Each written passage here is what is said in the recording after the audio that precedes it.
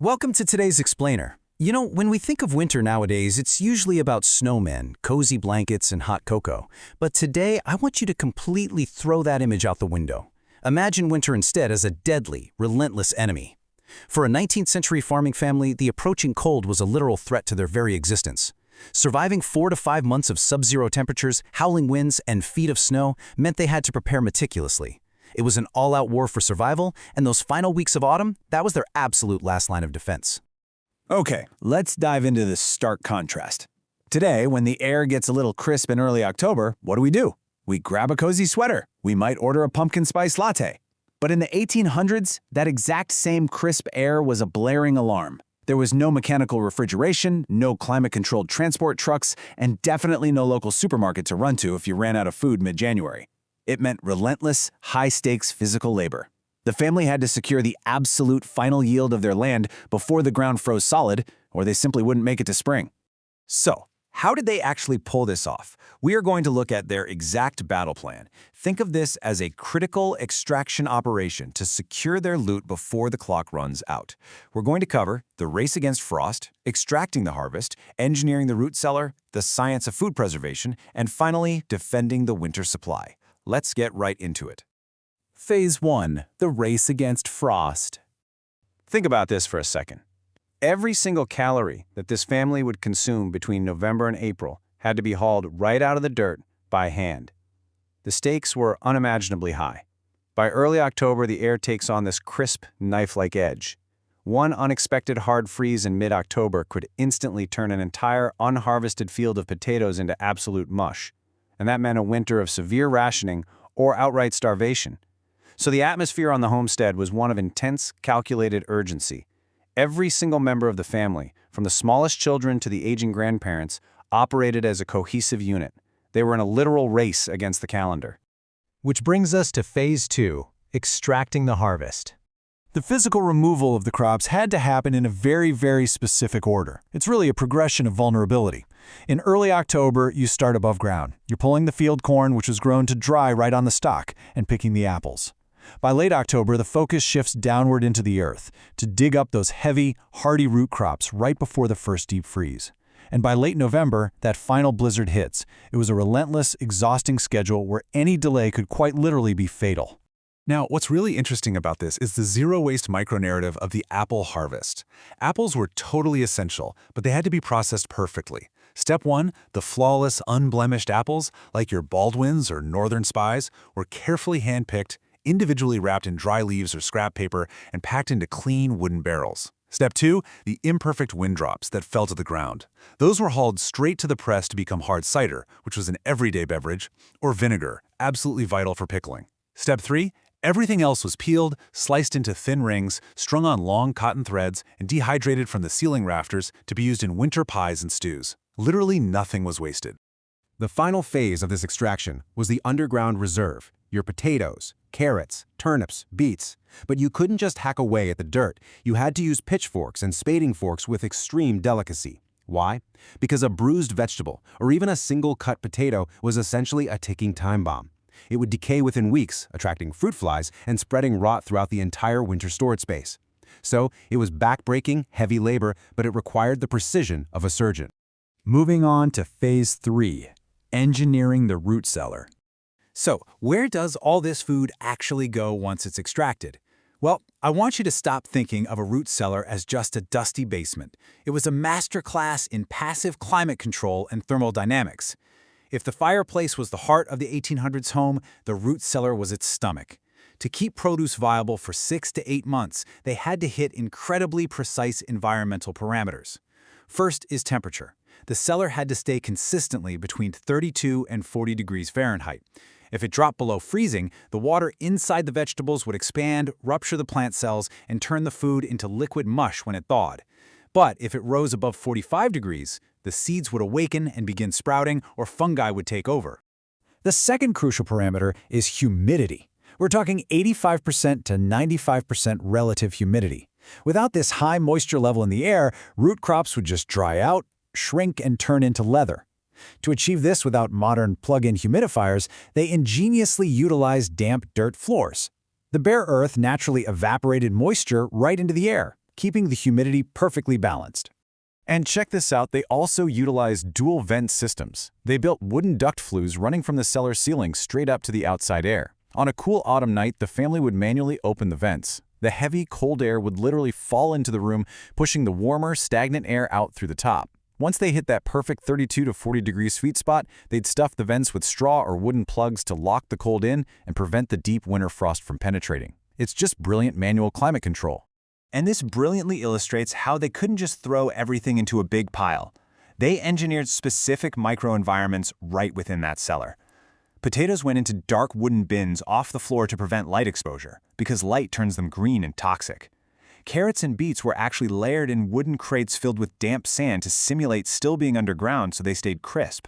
Cabbages were pulled up by the roots and hung completely upside down from the rafters to prevent head rot from touching damp surfaces. And squash? Well, they needed a totally different environment, slightly warmer and less humid, so they went on high, dry wooden shelves near the entrance. Every single vegetable had its own specific zone.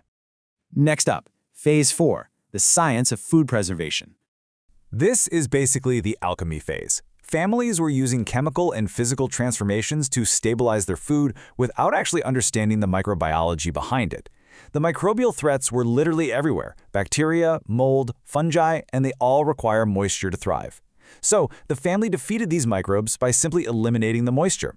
For legumes like navy beans and lentils, they'd leave them on the vine until they were brown, beat them out of their pods with wooden flails, and hang them up in canvas sacks. Herbs were bundled and hung from ceiling hooks until they were bone dry. Removing water was the absolute simplest and lightest way to preserve those precious nutrients. Then there's fermentation. Long before anyone had microscopes, 19th century cooks were using a natural bacteria called lactobacillus to survive. They would shred surplus cabbage, mix it with coarse salt, pack it into stoneware crocks under heavy river stones, and just let it sit. The lactobacillus converted the plant sugars into lactic acid, making sauerkraut. This highly acidic environment stops spoilage dead in its tracks. But more importantly, it's amazing to realize that this hidden microbiology was a massive source of vitamin C, which literally protected the family from getting scurvy during the dead of winter. And for meat, especially early preservation of pork, they leaned heavily on salt. Pork was packed in a saltwater brine so ridiculously concentrated and dense that a raw egg would literally float on its surface. Or they'd layer the meat in casks with coarse rock salt. This extreme salting drew out all the moisture from the muscle tissue, creating a harsh environment where spoilage bacteria simply could not survive. Finally, we reach Phase 5, defending the winter supply. Because once that vault was sealed, the war wasn't over. An ongoing, relentless battle against pests and rot began. Rats, mice, and squirrels viewed this root cellar as an all-you-can-eat buffet.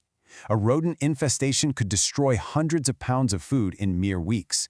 So they built extreme physical barriers. Double-planked oak doors strapped with iron, masonry walls were checked every year, and get this, cracks were filled with mortar mixed with crushed glass. It was literal armor to stop rodents from chewing their way through.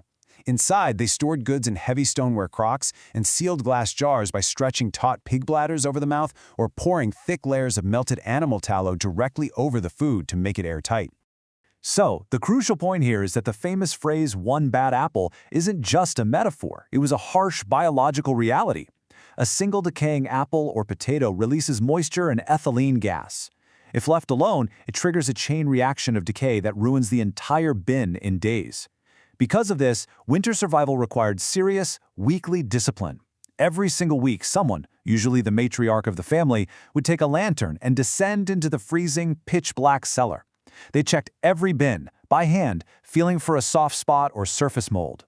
One soft squash had to be instantly removed to save the rest. It was a constant, weekly defense. So, by late November, when that first true blizzard finally hits, the landscape is buried in white. But beneath the floorboards of the homestead, there are hundreds of pounds of potatoes in sand, barrels of apples, crocks of sauerkraut, and sacks of beans. The family successfully captured the solar energy of summer and locked it away to survive the dark. It really leaves us with a provocative question. How disconnected have we become from the immense, back-breaking energy once required to simply keep us alive through the dark of winter? The next time you open a refrigerator, take a second to appreciate the absolute miracle of our modern food system and the sheer grit of the families who survived without it. Thank you so much for joining me on this explainer. Welcome to The Explainer. Today, we're traveling back in time to the American homestead of the 1800s. And I want you to try and picture the approaching winter not just as a cold season or, a simple change in the weather, but as a brutal, high-stakes math equation. Because if food was the fuel that kept the human body functioning, firewood was the literal external life support system that kept a family's home from turning into a frozen vault. We're going to look at the staggering physics, the biology, and the sheer exhausting human endurance required just to survive the freezing dark. And it all comes down to this number right here, 30. 30 cords of wood. Now, this wasn't just some casual quota or a rough estimate for the winter. No way. This was the exact, monumental number that stood between a homestead and freezing to death. Failing to harvest this massive amount of timber meant facing the absolute core of winter with an empty hearth. It was a single mistake that could, and often would, quickly prove fatal. Okay, let's dive into this survival blueprint. We are going to cover the deadly math of winter, selecting and felling timber, bucking and splitting the wood, the architecture of drying, and finally, the 3-zone survival system. Starting off with Section 1, the deadly math of winter, and calculating the appetite of a cold house. Today, heat is a luxury we barely even think about. You walk past a thermostat, you turn a dial, and boom, warm air fills the room. But in the 1800s, heat was calculated in muscle fatigue. It was earned through months of grueling, bone-deep physical labor just to feed the ravenous appetite of an open masonry fireplace. And the crazy thing is, those early open hearths were staggeringly inefficient. Up to 85, sometimes even 90% of the heat generated simply escaped straight up the chimney into the winter sky. And worse, that massive updraft created a vacuum, drawing freezing outside air and through literally every single floorboard and wall crack. Because of this massive energy loss, a typical home devoured a jaw-dropping 15 to 30 cords of wood every single winter. Even as technology advanced into the mid-19th century with the adoption of the much more efficient cast iron stove, the labor demand was still absolutely staggering. Sure, a cast iron stove was a huge improvement over the 15 to 30 cords needed for an open hearth, but a family still needed at least 8 to 12 cords of solid wood just to make it to April. Moving on to Section 2, selecting and felling timber, dendrology and the physics of falling. Now, what's really interesting about this is that it wasn't just a matter of walking into the forest and swinging an axe at the first tree you saw. Homesteaders had to act as expert dendrologists, students of tree science, basically. They strategized their harvest based on weight and density, hunting the landscape for precise BTU outputs, burning speeds, and seasoning characteristics. Dense hardwoods like hickory and white oak punch out a massive 28 to 30 million BTUs per cord. They take over a year to dry, but they burn incredibly slow and leave long-lasting coals. These were basically hoarded for the dead of winter. Conversely, softwoods like pine and fir yield much lower heat, only about 14 to 16 million BTUs. They dry fast, but they flash hot and quick, making them perfect only for taking the chill off during those shoulder months of spring and autumn. But knowing which tree to cut was really only half the battle. Felling a 100-foot hardwood tree using hand tools was an act of precision engineering, and it was fraught with immense danger. A single miscalculation in tree lean, wind direction, or notch depth could crush a logger or pin a whole team of oxen under tons of timber. First came the undercut notch, a wide, V-shaped chop extending about a third of the way into the trunk, facing the exact intended fall direction. Then came the felling cut, on the exact opposite side, slightly higher up. They'd use wedges driven in behind the saw blade to prevent the immense weight of the tree from pinching the steel, and to force the tree to tip perfectly over its hinge. And to make that felling cut, they used a tool appropriately nicknamed the misery whip. This was a long, two-man cross-cut saw.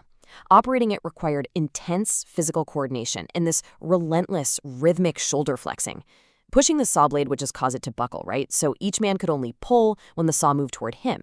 All the while, one worker had to periodically oil the steel blade with lard or kerosene just to keep the sticky tree pitch from totally gumming up the teeth. Exhausting doesn't even begin to cover it. All right, Section 3, bucking and splitting the wood, wedges, mauls, and muscle. So once that giant oak or hickory hit the forest floor with an earth-shaking thud, the hardest physical labor actually began. The massive log had to be bucked, which means sawn into manageable lengths. For an open hearth, that meant agonizingly sawing the trunk into 3 to 4 foot lengths. For cast iron stoves, they had to be cut down even further, into 12 to 18-inch chunks. Now consider this little micro-mystery. Why on earth would a seasoned homesteader purposefully wait for a bitter, freezing winter morning to go outside and split all that wood? It sounds completely counterintuitive when you could just do it on a warm summer afternoon, doesn't it? Well, the answer reveals a really ingenious understanding of biomechanics and leveraging the environment. Frozen wood fibers are highly brittle. When you strike a frozen log, it snaps apart far easier than green, pliable summer wood. Homesteaders would look at a log ground almost like a map, aiming their heavy splitting mauls at existing radial grain lines, those little cracks running from the center out to the bark. For the really stubborn logs, they'd use sledgehammers to drive iron wedges deep into the seams until the frozen wood literally cracked apart with a loud, satisfying pop. Section 4. The architecture of drying, or as we like to call it, the science of seasoning. You see, an unsplit log burns terribly. The bark acts as natural armor that traps moisture inside and totally suffocates combustion. Freshly cut green wood is up to 50% water by weight. If you try to burn it, a huge portion of your fire's precious thermal energy is completely wasted just turning that liquid water into steam instead of actually radiating heat into your room. And worse, greenwood burning isn't just inefficient, it's genuinely lethal. Greenwood burns cold and incomplete, producing a thick black smoke that leaves behind something called creosote. This highly flammable byproduct coats the inside of chimneys and creates a massive, deadly risk of chimney fires. So, to survive, that moisture content absolutely had to drop below 20% through careful seasoning. But getting that moisture level down required some strict structural guidelines for building the woodpile. It couldn't just be a heap thrown on the ground. First, they used skids, an off-ground foundation of poles so bare dirt wouldn't rot the bottom layer. Second, they built interlocking, crisscross towers called cribs at the ends of the pile to hold the loose logs tight without the whole thing collapsing. And third, the pile was built in long single-width rows oriented perfectly perpendicular to the prevailing winds. This allowed autumn breezes to blow completely through and wick the moisture away. It's really like a giant, very practical puzzle. Which brings up a great structural question for you. When you are stacking all of this split firewood, should you place the logs with the bark facing up towards the sky or bark side down facing the earth? And this brilliantly illustrates homesteader engineering, because the answer is actually both, depending on the season. During the summer, logs were often stacked bark side down. This exposed the inner split grain directly to the air, allowing trapped moisture to evaporate freely upward. But as autumn approached, the top layer of the pile was strategically flipped bark side up. The tough bark then acted exactly like natural waterproof roof shingles, sloughing off the autumn rain and melting snow. Just brilliant. Finally, Section 5, the 3-zone survival system, basically strategic homestead logistics. Let's move to and see how this builds, because all of that brutal labor, cutting, bucking, splitting, and stacking 30 cords of wood meant absolutely nothing if you couldn't safely access it when a sub-zero blizzard buried your homestead in 3 feet of snow. To solve this, homesteaders built an incredible system of concentric supply circles. Furthest out was Zone 3, the primary outdoor stacks in the yard. These held the bulk of the 30 cords, kept 30 to 50 yards away so wood-boring insects, snakes, and rodents wouldn't migrate into the house. Then came Zone 2, the woodshed or attached porch lean-to, holding 2 to 4 cords. This allowed a family member to fetch wood during a raging storm without needing snowshoes or risking frostbite. Finally, Zone 1 was the hearthwood box inside the house. This held a 24 to 48-hour supply, and brilliantly, keeping it indoors, pre-warmed the timber so it would catch fire instantly on the coals. By late November, the woodshed was full to the rafters. Imagine standing outside in the fading light, looking across the yard at hundreds of feet of neatly stacked dry hardwood. A pioneer was looking at, essentially, a physical fortress of stored solar energy. That massive pile of timber wasn't just wood, it was their literal life support system, standing between their family and the freezing dark. So, what does this all mean for us today? It leaves us with a pretty fascinating thought to end our explainer on. In an age where heat is nothing more than a dial on a wall or a quick tap on an app on our phone, what other vital, energy-intensive survival logistics have we completely outsourced and forgotten about? The staggering physical reality that survival once demanded is mostly invisible to us now, but the energy required remains exactly the same. Thanks for joining me on this deep dive, and I hope it completely changes the way you look at a simple stack of firewood. Welcome to this explainer. You know, when we think of pioneer life, we usually picture this incredibly romantic, cozy setting, right? But the reality, well, it was an absolute battle against the elements. Today, we're diving straight into the fascinating life-or-death survival science of the 19th century homesteader. We're going to look at exactly how early settlers engineered their log cabins to withstand just brutally freezing conditions, literally using nothing but the earth beneath their feet and an absolutely genius understanding of natural material science, specifically focusing on the lost art of chinking. So we actually have to kick things off by shattering a pretty massive historical myth. We all imagine that cozy little cabin with a roaring fireplace, keeping the whole family warm and safe. But honestly, without rigorous weatherproofing, a 19th century log structure in the dead of winter was basically just a freezing wooden sieve. If the cabin wasn't engineered perfectly, that roaring fireplace was literally completely useless against the freezing drafts whipping right through the walls. And to understand why, we've got to look at the actual physics of the cold. Because long before that first deep freeze even hit, pioneers had to contend with what's called the chimney effect draft. I mean, think about how much a tiny little draft from a modern window bothers you today. Now imagine that amplified to lethal levels. Cold air entering a home through gaps in the wall doesn't just passively lower the room temp. Instead, it triggers this relentless convective air current. As the warm air from the fireplace rises up toward the roof, freezing outside air is violently sucked in through every unsealed lower gap in the walls. It's this endless, deadly physics loop, pulling all the heat right out of the living space. Escaping that loop, that was the ultimate test of frontier engineering. Okay, let's dive into this. Here is our roadmap for today. Number 1, the wooden sieve. 2, structural chinking. 3, daubing chemistry. 4, localized sealing. And finally, number 5, the autumn ritual. Starting off with section 1, the wooden sieve and the hydraulic vulnerability of trees. Now, you might be thinking, a cabin built from massive oak or pine trunks would be totally indestructible, right? Well, actually, trees are natural hydraulic systems. So as green, freshly cut timber dries out over its first few years, it inherently shrinks, twists, and checks, which basically means it cracks right along the grain. Because of this, even if you had the most masterfully notched cabin walls with perfectly fitted dovetail corners, they would inevitably develop these wide horizontal gaps as the timber cured. Put that in an era where winter gusts routinely reached 40 miles per hour across the open prairies, and an unsealed gap was a massive, life-threatening liability. Today, we rely on all these layers of synthetic insulation. Back then, your only defense was the wood itself, and it was literally pulling itself apart. If they didn't fix it, it meant instant thermal failure. Which brings us to section 2, structural chinking, or the filler backbone. There is a super common historical misconception we need to clear up right here. A lot of folks use the terms chinking and daubing interchangeably, but they actually served entirely distinct structural roles in this pioneer science. If you tried to just fill a huge gap between curing logs with pure mud, it would fail in a matter of days. It would shrink, crack, and just fall out under its own weight.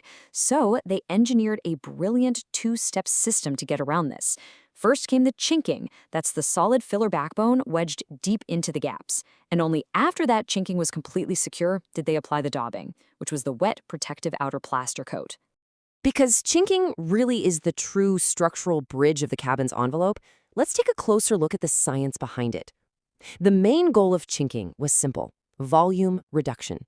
The pioneers would violently hammer solid, non-decaying materials into those wide gaps to create a really firm substrate. We're talking hand-riven wooden splints driven wedgewise at a sharp angle. They'd use field stones and masonry fragments like slate or broken brick, mainly because stone is completely immune to rot and insects. And for the really small crevices, they would just ram fibrous packing deep into the joints using mallets. Things like dried moss, animal hair, or even oakum, which is basically unraveled hemp rope soaked in pine tar. Putting all this together created an incredibly robust, solid bridge between those shrinking, shifting timbers. Moving right along to section 3, daubing chemistry and pioneer material science. Now, what's really interesting here is the sheer chemical ingenuity of these early settlers.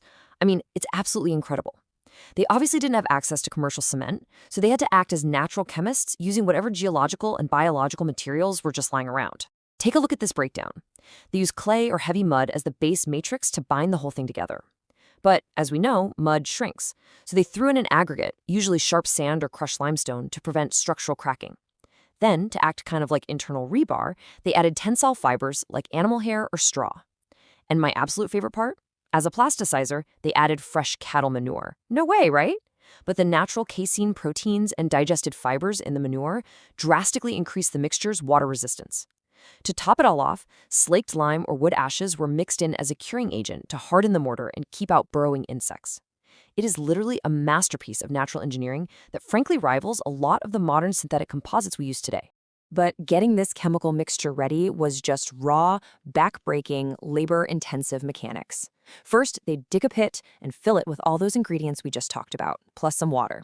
Then the whole thing was thoroughly trodden, like mashed down by oxen or family members wearing wrapped boots until it hit the exact consistency of thick bread dough. Next, they'd carry this wet plaster in wooden buckets and pack it firmly right over those chinking stones using iron trowels, or, honestly, a lot of times just their bare hands. But step 3 is where the real finesse kicks in. They didn't just smash it in flat. They actually feathered the plaster smoothly to create a downward shedding angle from the upper log down to the lower log. This mathematically ensured that rain and melting snow would run cleanly right off the wall rather than pooling on those wood seams and causing rot. Just brilliant. Okay, Section 4, Localized Sealing and Defeating Sharp Winter Drafts. So as you can imagine, windows were notoriously drafty. Real glass was insanely expensive and fragile out on the 19th century frontier, so a lot of cabins actually relied on greased paper instead. They would literally soak heavy paper in hog lard or bear fat, which made it just translucent enough to let in some dim daylight while still blocking the wind. But obviously that's pretty fragile, so they had to bolt these heavy wooden night shutters tight whenever a blizzard rolled in. Now, if a cabin was lucky enough to actually have glass panes, they were a huge chore to maintain. The glass was sealed into the wooden bars using a homemade putty, this mix of boiled linseed oil and crushed chalk, and they had to scrape and replace that putty every single autumn just to stop the cold air from creeping in. And then you had the doors and floors. Since green door planks would swell and warp like crazy with the changing seasons, pioneers would nail strips of thick wool felt or even boiled leather straight onto the doorstop to act as primitive compression gaskets. They'd also use what they called draft snakes, these fabric tubes filled with sand or cornmeal that they just laid right along the threshold to block any sweeping cold air. But the lengths humans will go to stay warm gets kind of extreme when you look at foundation banking. Because freezing wind would whip right underneath the floorboards, they would bank dirt and leaves against the outside base of the cabin. And yes, they literally layered decomposing stable manure right over the leaves. As it broke down, that manure generated a mild, continuous geothermal heat that actually kept the floorboards above freezing. Hey, when survival is on the line, you really don't care about the smell. And once winter truly hit, 2 to 3 feet of packed snow provided the ultimate final layer of natural insulation. Which leads us to Section 5. The autumn ritual, basically the annual maintenance check. Because remember, wood is always moving. It expands in the humid summers and contracts in the winter. Plus, severe summer thunderstorms and frost cycles would gradually loosen those brilliant clay seals. So how did they manage it? Well, they used something called the mallet test. Every October, the homesteader would walk the perimeter of the cabin with a bucket of fresh clay and a wooden tapping mallet, striking the existing daubing along every single seam. And this brilliantly illustrates the whole process. If they heard a solid thunk, it meant the plaster was firm and safely adhered to the chinking backbone. But a hollow clack? That was a warning siren. It meant the daubing had separated and was absolutely going to fall out during the first winter freeze. So they knocked out the dangerous clacks, drove in fresh chinking wedges, and packed completely fresh clay right into the void. Then, inside the home, the final touches were applied. The family would hang heavy wool blankets, quilt tapestries, or tanned deer hides right along the cold exterior walls to create these dead air insulation pockets. By the time the gray clouds of November rolled in, the homestead was transformed into an airtight wooden bunker. The gaps were meticulously closed, the windows were puttied up, the foundation banked with snow and, that special geothermal heat. All of this incredibly intensive science and labor ensured that the precious heat generated by the hearth stayed exactly where it belonged, trapped inside the home, keeping the family alive. So, what does this all mean for us today?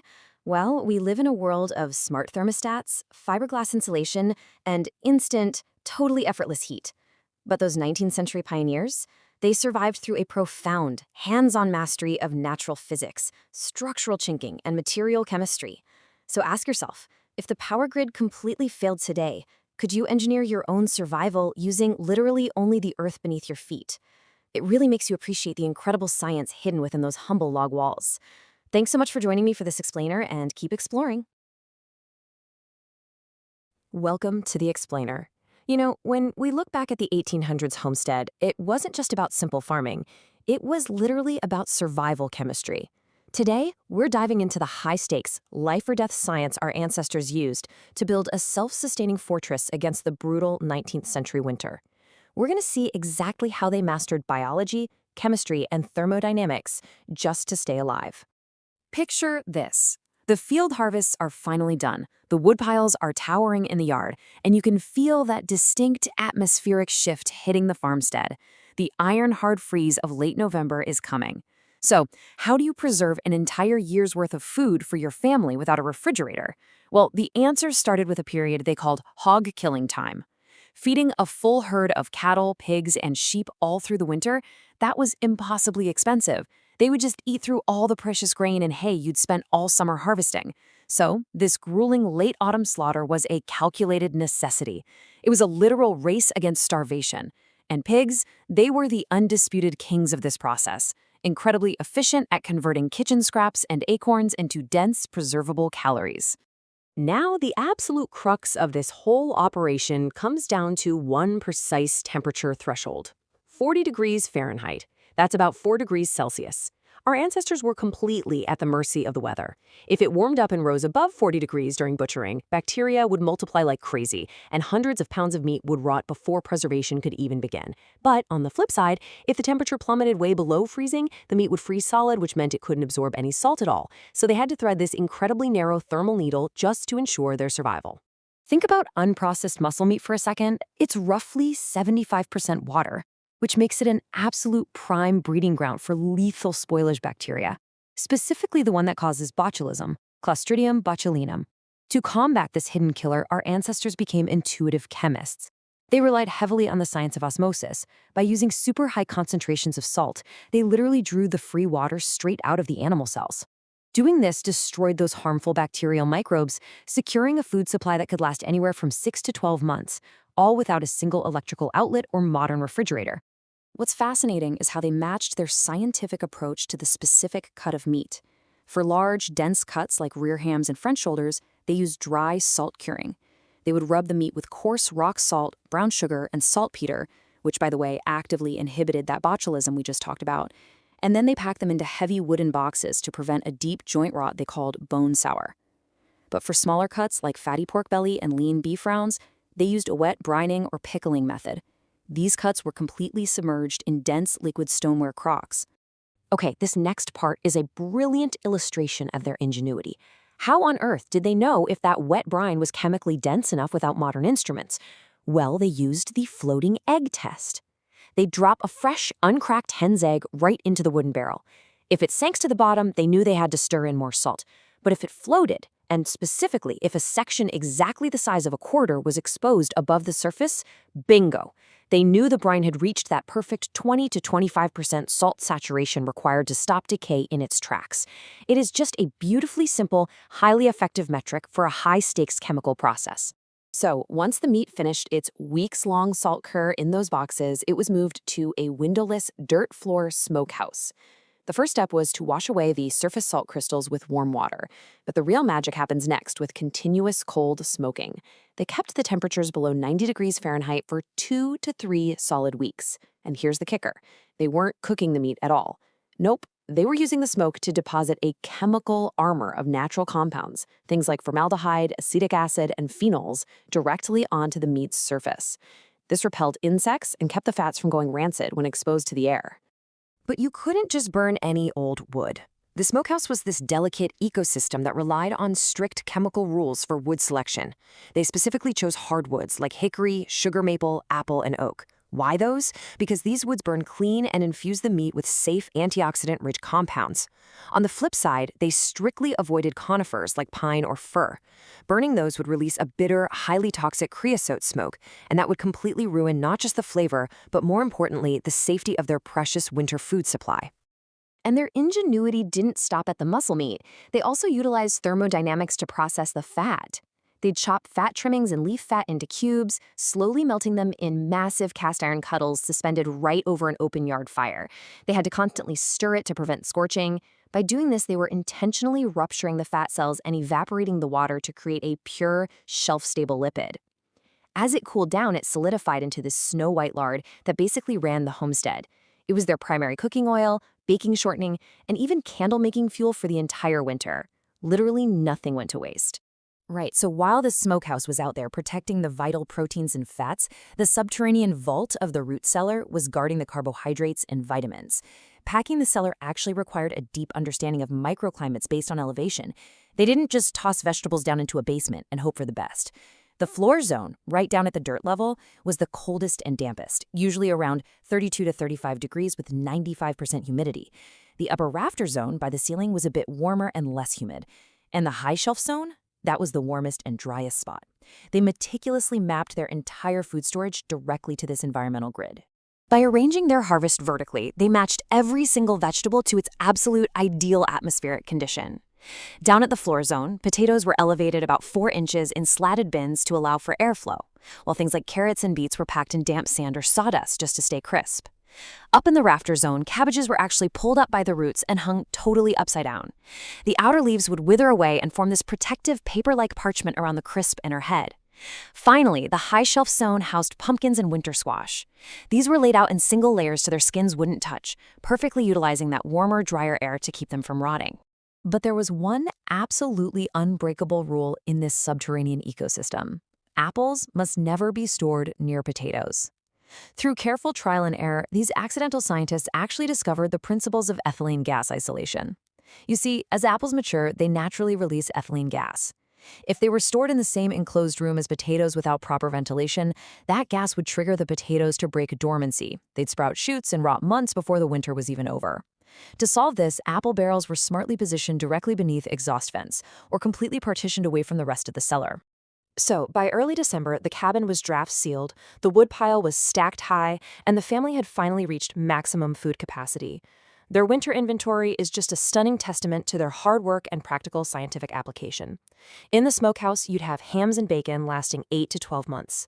Pantry crocks held about 100 pounds of salt pork and lard, good for 6 to 10 months. The root cellar held 20 bushels of potatoes lasting up to 7 months, while the ceiling rafters and grist chests were packed with cabbages, onions, and grains. The 1800s homestead had completely transformed into a fully self-sustaining fortress. The true genius of this whole strategy wasn't just about making food last. It was about staggered preservation. The ceiling cabbages would peak around 3 to 4 months in, providing essential early winter nutrients. Then, the root cellar potatoes would carry them through 5 to 7 months, right into the late spring. All the while, the smokehouse hams provided an incredibly dense caloric baseline for a full 8 to 12 months. This brilliantly overlapping timeline basically guaranteed a steady, unbroken supply of calories and vitamins all the way until the spring thaw allowed for fresh foraging again. Which brings us to a final, pretty humbling thought. It is incredible to realize how our ancestors instinctively manipulated chemistry, biology, and thermodynamics to survive some of the harshest conditions imaginable. They didn't have refrigerators. They didn't have modern grocery stores down the street. They just had practical knowledge, salt, smoke, and a cellar. So, as the first major blizzard sweeps across the landscape and locks the world in ice, how long would you survive in your own modern fortress if the power went out? It definitely leaves us wondering just how prepared we truly. Welcome to This Explainer. You know, when we picture early pioneers huddled in their winter cabins, we almost always imagine this roaring, deeply romantic fire, right? But the actual reality? It was a desperate, literal struggle against freezing temperatures. Today, we're tracing an absolutely fascinating evolution, from the freezing, drafty open hearth to the absolute marvel that is the cast iron stove.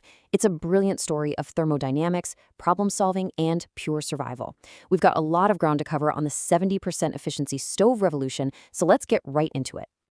Okay, let's dive into this with a funny little historical adage. The fire cooks the front while the frost bites the rear. Now, I know it sounds like a joke, but it perfectly hits the nail on the head regarding the harsh thermodynamic reality of the 19th century open hearth. To us, sitting here today, an open stone fireplace is the ultimate symbol of cozy winter comfort. But to an engineer back then, it was an utter disaster. People would literally stand right in front of these roaring fires, their faces just scorched by the heat while their backs were absolutely freezing cold. Crazy, right? So, to see how our ancestors tackled this massive problem, we're going to follow a pretty specific journey today. First up, we'll look at the open heart disaster. Then, we'll move on to the Rumford redesign. Third, the big one, the 70% stove revolution. Fourth, we'll compare heating versus cooking. And finally, we'll wrap up with the hidden creosote danger. Section 1. The open hearth disaster. A true thermodynamic failure. We really need to completely bust this romanticized myth of the massive open fireplace. I mean, it provided light, sure, and it gave them a place to cook their food, but as a heating system for human survival during a brutal winter, fundamentally broken. Just think about this abysmal number, 10 to 15%. That is the maximum thermal efficiency of an early traditional hearth. To put that into perspective, think about all the backbreaking labor that went into chopping, hauling, and splitting wood, only to have the vast, overwhelming majority of that heat energy just escape straight up the chimney. They were essentially heating the winter sky, not the cabin. And the reason for this massive energy loss? Well, it all comes down to physics. The main culprit was a little something called a convective draft. As the hot air from the fire rushed up the chimney flue, it created a massive low-pressure zone right inside the cabin. And you know the saying, nature abhors a vacuum. So this low-pressure zone actively sucked freezing outdoor air through every single unsealed crack in the walls and floorboards. Because of this drafting phenomenon, the fireplace was actively pulling cold wind right into the living space. Basically, the hotter the fire you built, the more freezing cold air you dragged right across your back. No way to live, right? Section 2. The Rumford redesign, a serious physics breakthrough. Now, what's really interesting about this is Count Rumford. In the late 1790s and early 1800s, he looked at this broken, freezing system and decided to fix it using strict principles of physics. His goal was simple: maximize the heat radiating out into the room while minimizing the volume of room air being aggressively pulled up the chimney stack. Older fireplaces were built super deep and square, which basically just trapped all the heat inside the brick recess. Rumford completely changed the structural design in 3 key steps. Step 1, he made the firebox shallow and angled the sidewalls. Step 2, he narrowed the throat, that's the entrance to the chimney, and added a rounded smoke shelf. And Step 3, he focused heavily on thermal mass storage using specific building materials. The absolute genius here was in the angles. Rumford angled those sidewalls, which are known as covings, outward at exactly 135 degrees. By doing this, he turned the brick walls into parabolic mirrors. They reflected the radiant heat directly forward into the living area instead of trapping it inside. Meanwhile, that narrow throat he built was a tiny slit just 4 inches wide. This accelerated the exiting smoke without needing a massive draft, practically slashing the amount of cold air pulled into the cabin. And because he used really thick fire bricks and lime mortar, the masonry actually absorbed the heat and slowly radiated it back into the room for hours after the fire had died down. A total game changer. Section 3. The 70% stove revolution. The massive cast iron leap. And this brilliantly illustrates what happened next. Because as brilliant as the Rumford fireplace was, it was really only the beginning. By the 1830s and 1840s, a huge surge in foundry production meant that heavy metal stoves finally became affordable for your average homesteader. They could finally take the fire completely out of the wall. And the impact? Completely life-changing. We're talking about a jump from a maximum of 15% thermal efficiency with the open hearth, soaring all the way up to an incredible 70% efficiency with the cast iron stove. Moving the fire out of a stone cavity and putting it inside a freestanding metal box, right in the center of the room, it completely revolutionized the mechanics of home heating forever. To really grasp this massive leap in efficiency, we have to look at the physics at play again. See, a traditional masonry fireplace relies entirely on radiant-only heating. It only pushes heat forward from one single opening. But a cast iron stove? It combines radiant heating with thermal convection. Because the stove sits right out in the middle of the room, it warms the air completely around it. This creates natural convective currents that actively push warm air into the most distant freezing corners of the cabin. Breaking down the mechanics of these metal radiators, we see 3 huge advantages. First up is 360-degree radiation. It's pumping out heat from the top, the bottom, and all 4 sides. Second is the thermal convection we just talked about. But the third point? That is the real magic: controlled combustion. Unlike those open fireplaces that just burned uncontrollably based on whatever the wind was doing, cast iron stoves featured tight-fitting cast doors and adjustable air intake dampers. By simply restricting the flow of oxygen, a homesteader could force a single load of wood to smolder slowly. This extended the burn time from a meager 2 hours to 8 hours straight. You could finally sleep through the night without freezing. Section 4.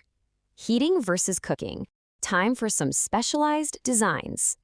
So, once the basic thermodynamics were mastered, the technology naturally branched out to meet very distinct, specialized household needs. Because homesteaders didn't just need to stay warm, right? They had to cook, and doing both efficiently required tailored designs. On one side, you have the box or parlor stove. This guy was designed entirely for space heating. It featured a large open belly built specifically to accept full-length split logs, really thick iron walls for thermal retention, and simple pipe dampers. But on the other side, the cast iron cook stove. Its primary purpose was, you guessed it, food preparation. It had a much more compact firebox lined with plates, and its surface featured flat, very temperature top plates so a cook could boil, simmer, or bake all at the exact same time. I mean, the cook stove was an absolute thermodynamic marvel of engineering. It definitely wasn't just a hot box. By adjusting these really complex internal baffle handles, the cook could precisely route the hot smoke and gases wherever they needed them. When first lighting the fire, they could send the smoke directly up the stovepipe. But when it was time to bake in the dead of winter, they could just pull a handle and wrap that hot draft completely around an insulated iron oven box before letting it exit. It gave them ultimate, absolute control over thermal energy. Section 5. The creosote danger, a hidden hazard. So, the crucial point is that every massive technological leap comes with a hidden cost, right? While cast iron stoves cut wood consumption in half and kept families incredibly warm, they also introduced a very serious environmental and safety hazard right into the very center of the home. This new hazard was called creosote.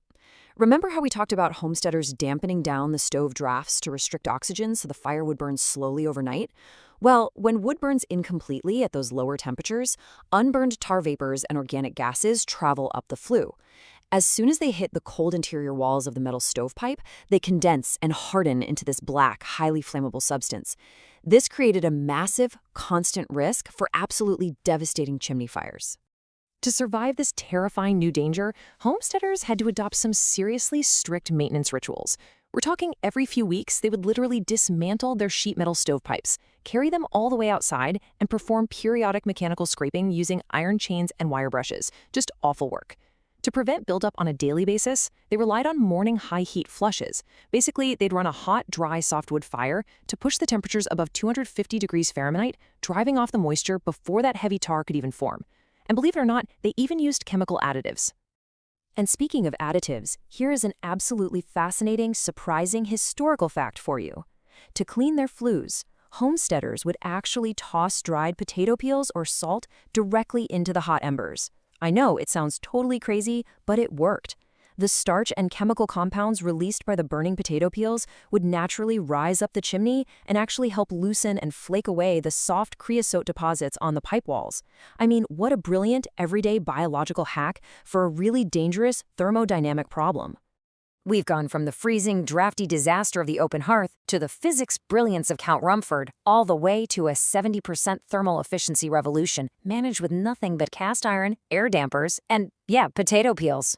It completely transformed human survival in winter, which leaves me with a thought for you to ponder today. If simply moving a fire into an iron box was the ultimate survival technology of the 19th century, what unseen everyday innovations are setting the stage for our survival today? Thanks for exploring this amazing slice of history with me on this explainer. Keep learning, and we'll catch you next time. All right, let's dive right into this explainer and uncover the absolutely fascinating textile science of how people actually survived the lethal, freezing winters of the 19th century. I mean, today, we complain if the car heater takes a few extra minutes to kick in, right? But for the pioneers, the frontier was just an incredibly unforgiving place. So to really understand the true science of warmth, we've got to take a step back. Back to a time way before Gore-Tex, way before synthetic thermal weaves, and definitely before electric blankets. We have to ask ourselves, how on earth did homesteaders engineer their own survival against extreme biting cold, using literally only the natural materials they had lying around? Because the stakes here were quite literally life or death, even inside the house. Stoves and fireplaces only warmed the air immediately right next to them, so temperatures back in the 1800s were rarely uniform. On sub-zero nights, if you were in a corner of the room far from the hearth, it routinely dropped so cold that water pitchers would turn into solid blocks of ice. And outdoors? Well, that's where performing your daily chores, like hauling water, tending the livestock, chopping wood, demanded absolutely rigorous protection against deep snowdrifts and brutal winds. So the crucial takeaway here is that they survived by creating what we call a personal microclimate. It wasn't just about, throwing on a giant heavy blanket. It was a highly engineered, mobile, multi-layered clothing system. They truly mastered the physics of how natural fibers interact with moisture and heat. They were specifically focusing on how to manage sweat while trapping insulating dead air directly around their core. And this perfectly illustrates why not all fabrics are created equal. Cotton, while inexpensive and honestly great for the summer, was incredibly dangerous in a northern winter. It basically acts like a sponge, absorbing water and holding that freezing moisture right against your bare skin. Wool, on the other hand, wool was the undisputed king of winter fibers. It's naturally hydro-repellent on the outside, and its crimped, wavy structure creates literally millions of tiny little pockets that trap dead air. To put that into perspective, the sheer scale of the danger cotton posed is staggering. When cotton gets wet from your own sweat during outdoor labor, it conducts heat away from your body 25 times faster than air. Wearing cotton in a blizzard was basically a rapid accelerator for freezing. You absolutely needed fabrics that worked with your body's heat, not against it. And that is exactly why wool functioned as the high-tech insulator of the 19th century. It comes packed with 3 scientific superpowers. First up, insulation. Those crimped, springy fibers we just talked about create microscopic dead air pockets that lock your body heat right in. Second, moisture control. Wool can absorb up to 30% of its weight in moisture internally, but it never feels damp to the touch or loses its shape. And finally, weather defense. Unrefined sheep's wool contains lanolin, which is this natural wax that literally causes snow and rain to just bead right up and roll off, rather than soaking in. But here's the catch. Pure wool was often super scarce, or honestly just too valuable to use for every single piece of clothing. So what did they do? Homesteaders came up with linsey woolsey. This was a brilliant, coarse hybrid fabric woven right on their hand looms. By using a linen or cotton warp for the vertical threads, they got incredible structural, tear-resistant strength for heavy farm work. But by using a woolen weft for the horizontal threads, they kept that all-important thermal insulation. It became the absolute standard textile for daily winter workwear across rural America. Now, survival dressing back then wasn't just throwing on whatever you had. It relied on a highly specific 3-step anatomic layering protocol. You had to manage moisture, build thermal density, and finally, defend against the wind. Let's look at step 1, the base layer. This is all about managing moisture directly against the skin. This very first layer of the microclimate had a totally critical job. For the guys, this meant knee-length flannel or linen shirts and long drawers. For the women, it was loose-fitting linen or cotton shifts. This base layer was designed to absorb sweat and bodily oils, wicking them away to keep the core perfectly dry. But just as importantly, it protected their sensitive skin from all that scratchy wool they were about to layer on top. Because these undergarments were made of linen or flannel, they could easily be stripped off and boiled in wash tubs. That was absolutely essential for protecting those heavy, totally unwashable outer woolen layers from getting ruined by sweat. Moving on to step 2, the core insulation layer. This is where we focus on building thermal density. Okay, so once the moisture was successfully managed by that base layer, you had to trap the heat. Both men and women meticulously stacked layers to make this happen. Men would wear thick wool waistcoats or vests beneath heavy wool shirts paired up with broadcloth trousers heavily lined with flannel. Women would layer anywhere from 3 to 5 petticoats in the dead of winter. The innermost layer was flannel, the middle layers were quilted linsey woolsey, and the outermost was heavy wool. What this did was create a wide, bell-shaped skirt that essentially trapped a massive, continuous column of warm air right around their lower bodies and vital organs, like a walking furnace. And finally, step 3, the outer shell, defending against wind and weather. So you've managed the sweat and you've trapped the heat, but to actually lock that heat in and stop the biting wind from just stealing it away, you needed a seriously robust outer shell, especially for intense outdoor labor. Men wore heavy, double-breasted wool greatcoats that went well below the knee, or these coats with huge overlapping capes. Women wrapped themselves up in thickly lined wool cloaks or heavy knitted shawls. They'd fold those shawls into triangles and pin them super tightly across the chest to create a virtually impenetrable barrier. But sometimes, even all that wool just wasn't enough. Enter the ultimate defense, heavy furs and tanned hides. When gale-force winds swept across the plains and the temperature plummeted well below zero, double-woven wool just couldn't cut it anymore. So early Americans turned to survival technologies developed by indigenous Americans, the absolute ultimate biological insulators. See, woven fabrics rely on interlaced threads, but an animal pelt, it's an incredible natural engineering marvel. It features a thick, windproof leather hide backed by two entirely distinct hair layers. You've got the highly dense, woolly underfur that traps maximum body heat, and then you have the long, coarse outer guard hairs, which are perfectly designed to shed rain, ice, and snow. Early Americans were actually really strategic about this, applying different types of furs based entirely on their weight and characteristics. So buffalo and bear hides offered maximum insulation, but they were incredibly heavy. That meant they were mostly used for sedentary, continuous exposure. Think massive lap robes for long sleigh rides or huge full-length coats for stagecoach drivers. But for mobile, everyday work, they used lighter pelts like raccoon, beaver, and fox. They'd sew these into highly wind-resistant ear-flapped caps, thick fur collars, and muffs to protect their most vulnerable areas. Which brings us to our final priority, defending the extremities. We're talking about engineering protection for the major frostbite zones. Because frostbite always strikes the outer limbs first, this part of the survival puzzle required highly specialized gear. Take footwear, for instance. Leather boots were ingeniously upsized, built generously large on purpose to allow enough room for 2 to 3 pairs of thick, hand-knitted wool socks. To keep the melting snow out, they literally sealed the boot seams using a waterproof mixture of tallow, which is beef fat, and beeswax. And in the most extreme northern climates, they took it even a step further, wearing fur-lined moccasins packed with dry prairie grass. The grass actually absorbed foot sweat while providing excellent dead air insulation. They also completely understood the physics of heat loss. They entirely avoided gloves with individual fingers when it was bitterly cold. Isolating your digits like that, it's pretty much a thermal death sentence because it rapidly accelerates heat loss. Instead, they relied strictly on heavy wool mittens to keep the fingers together so they could share radiant heat. Then they armored those mittens in tough, windproof buckskin shells made out of tanned deer hide. Finally, you absolutely had to protect the head. Men relied on heavy wool caps and dense fur hats to stop radiant heat from just escaping right out of the scalp. Women wore heavily insulated quilted silk or wool bonnets, which they called hoods, and these were thickly lined with flannel for intense thermal retention. And here's the crucial part. This headwear was tied incredibly snugly beneath the chin. This final piece of the puzzle made sure no wind could rush down the neck and break that carefully constructed personal microclimate. By combining those moisture-wicking base layers, the heat-trapping wools, and those windproof fur shells, early Americans were essentially wearing a masterclass in physics. It's exactly what kept them alive in the harshest conditions imaginable. It truly leaves us with a fascinating question. Next time you step out into the freezing cold, knowing what you know now about thermal density and dead air pockets, do you really think our modern winter gear is any smarter than the timeless textile science of the frontier? Welcome to This Explainer. Okay, today we're unpacking the incredibly ingenious, highly localized thermal technologies that 19th century homesteaders used to survive absolutely freezing winters.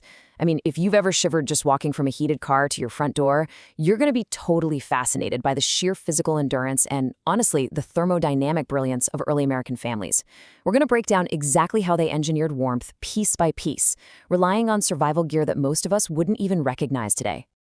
So let's dive into this by completely stripping away our modern comforts. I want you to imagine the very real, deadly stakes of a sub-zero bedroom. We aren't talking about a slight draft here. We're talking about a scenario where the main hearth fire dying down meant temperatures inside the house routinely plummeted well below freezing overnight. In severe weather, frost wouldn't just form on the window panes. It would literally coat the wool blankets near your face, frozen solid from the moisture of your own breath. All right, Section 1, the sub-zero bedroom and how they actually escaped the cold. To survive these Arctic nights without getting hypothermia, homesteaders couldn't just crank the thermostat to heat the air in the room. Instead, they relied on a whole arsenal of thermal storage technology to capture heat from the fireside and transfer it directly into their beds. The crucial concept here is localized heating. While the main parlor stove might keep the central living room at a somewhat survivable temperature, the sleeping quarters, totally different story. Tucked away up in lofts or at the far ends of a cabin, those bedrooms received absolutely zero ambient heat. Without specialized gear, climbing into bed meant sliding between flax linen sheets that felt like actual sheets of ice, under wool blankets heavy with bone-chilling dampness. You literally had to fight the bed before you could sleep in it. Moving right along to Section 2, ember radiators, specifically warming pans. Let's look at our very first piece of gear, the iconic metal warming pan. This wasn't just a heater, it was a highly specialized charcoal and ember radiator. Notice the anatomic precision here. They used a shallow 10 to 12-inch basin made specifically of brass or copper, because those metals have exceptional thermal conductivity. Basically, they rapidly absorb heat from hot coals and blast it outward into the cold fabric. But the craziest part is the hinged lid. Those pierced decorative patterns, the stars and florals, weren't just there to look pretty. They served a vital thermodynamic purpose, supplying exactly enough oxygen to keep glowing hardwood coals smoldering, without letting them burst into an open flame right there inside your bed. And honestly, this brilliantly illustrates the strict safety protocols you had to follow. Preheating a bed was a highly delicate and frankly dangerous operation. Using that 3 to 4 foot wooden handle, someone had to slide the pan continuously deep between the heavy blankets in smooth, sweeping motions. Pausing the pan in one spot for even a few seconds, absolute disaster. That intense, radiating heat would quickly scorch the linen, or worse, set the dry, highly flammable straw mattress underneath completely ablaze. Okay, Section 3, solid thermal batteries, and how these sustain heat overnight. Right, so because warming pans were such a severe carbon monoxide and fire hazard, they had to be completely removed before anyone actually went to sleep. To survive until morning, homesteaders turned to solid thermal batteries for continuous, long-lasting heat. Magnesium-rich soapstone, or steatite, was the absolute gold standard here. These 8 by 10-inch manufactured blocks had incredible thermal mass, absorbing heat gradually on the stove and releasing it super slowly over 6 to 8 hours without cracking. If you couldn't afford soapstone, you'd use firebricks or flat river stones. But, and this is wild, placing wet, porous river stones into hot coals carried a terrifying risk. Any trapped moisture inside the rock could boil, expand, and cause the stone to explode violently, literally launching hot, jagged shards across the living room. So let's say you successfully heated your soapstone or brick without it exploding. Awesome. You'd pull it off the cook stove, and it would easily be sitting at this extreme temperature, 200 degrees Fahrenheit, or about 93 degrees Celsius. At that heat, a solid stone is going to instantly scorch your bed sheets or cause severe burns to human skin. Direct contact was totally out of the question, meaning they needed a vital safety mechanism. The solution? The flannel wrapping technique. Before bringing that superheated 200-degree thermal battery into the bedroom, homesteaders tightly wrapped it in multiple layers of old wool flannel, scrap quilting, heavy toweling, whatever they had. And this wasn't just about cushioning it. This cloth wrapper acted as a highly effective thermal regulator. It slowed down the rapid heat loss from the stone, making it last all through the night, while safely protecting the sleeper from direct contact burns. Which brings us to Section 4. Stoneware hot water pigs, or liquid thermal storage. Now, solid stones were great, but 19th century artisans also leveraged hardcore thermodynamics in a totally different way. Watertight containers designed specifically for boiling water. The magic behind this liquid thermal storage is 4.18 joules per gram per degree Celsius. That number represents the specific heat capacity of liquid water, which is one of the highest of any natural substance on Earth. It means water can hold a massive amount of thermal energy without drastically changing its own temperature, making it the mathematically perfect medium to store heat by the fire and radiate it back out to a freezing human body. They dip boiling water directly from the hearth kettle and pour it right into these heavy stoneware vessels. They often called them hot water pigs because of their rounded shape, but they featured flat bottoms so they wouldn't roll out of bed. They used threaded stoppers sealed with a greased leather washer to stay perfectly watertight. And the beauty of those thick clay walls was that they absorbed the water's heat and radiated a gentle, humid warmth, completely eliminating the risk of singeing the bedding fabrics like a dry brick might. Plus, for traveling, they used instantly conducting tin or brass canteens, which they smartly slipped right into hand-knitted wool socks for insulation. Next up, Section 5, mobile winter survival, or getting heat beyond the bedroom. You have to remember, these personal thermal tools weren't just for sleeping. They were absolutely essential mobile survival gear for venturing outdoors into biting winds for transport and social gatherings. It is almost absurd to think about the physical endurance our ancestors had. Imagine traveling by horse-drawn sleigh, sitting motionless for hours. They survived by preheating soapstones, placing them on the wooden wagon floors, resting their boots directly on them, and throwing heavy buffalo robes over their laps to create a sealed microclimate of trapped heat. Or think about sitting through a 2-hour Sunday sermon in an unheated church meeting house in sub-zero weather. They literally carried small tin foot stoves, metal boxes holding smoldering charcoal, right into the wooden pews, keeping them beneath their heavy coats just to prevent their toes from getting frostbite. All right, Section 6, the art of bed preparation, the nightly routine. So let's bring all this gear together. Getting ready for bed wasn't just throwing a blanket on. It was a deliberate, life-saving nightly ritual that happened in 3 precise steps to create a sanctuary against the Arctic nights. First, maybe an hour before sleep, you're sweeping that warming pan between the sheets to dry out ambient dampness and dry the mattress. Second, placing the foot warmer, a flannel-wrapped soapstone or a filled stoneware pig, exactly at the foot of the bed where your circulation is poorest and your feet get the coldest. And finally, layering the covers, tightly pulling heavy wool blankets and thick goose-down comforters over the top to trap all that radiant heat from the stone underneath. You were basically building an insulated cocoon. It kind of makes you think, doesn't it? As Don calls us to kindle the hearth once again, this deep dive into historical tech leaves us with a real critical reflection on our absolute reliance on modern heating. We turn a dial on the wall and the whole house warms up. But if your central heating failed tonight in the dead of winter, how many of us would know how to safely prepare a soapstone, or properly aerate a bed of coals, or harness the specific heat capacity of boiling water to keep our families alive? The homesteaders' localized resilience wasn't just a matter of comfort, it was a nightly triumph of human ingenuity over the elements. Thank you so much for joining me on this explainer, and I'll catch you next time. Welcome to This Explainer.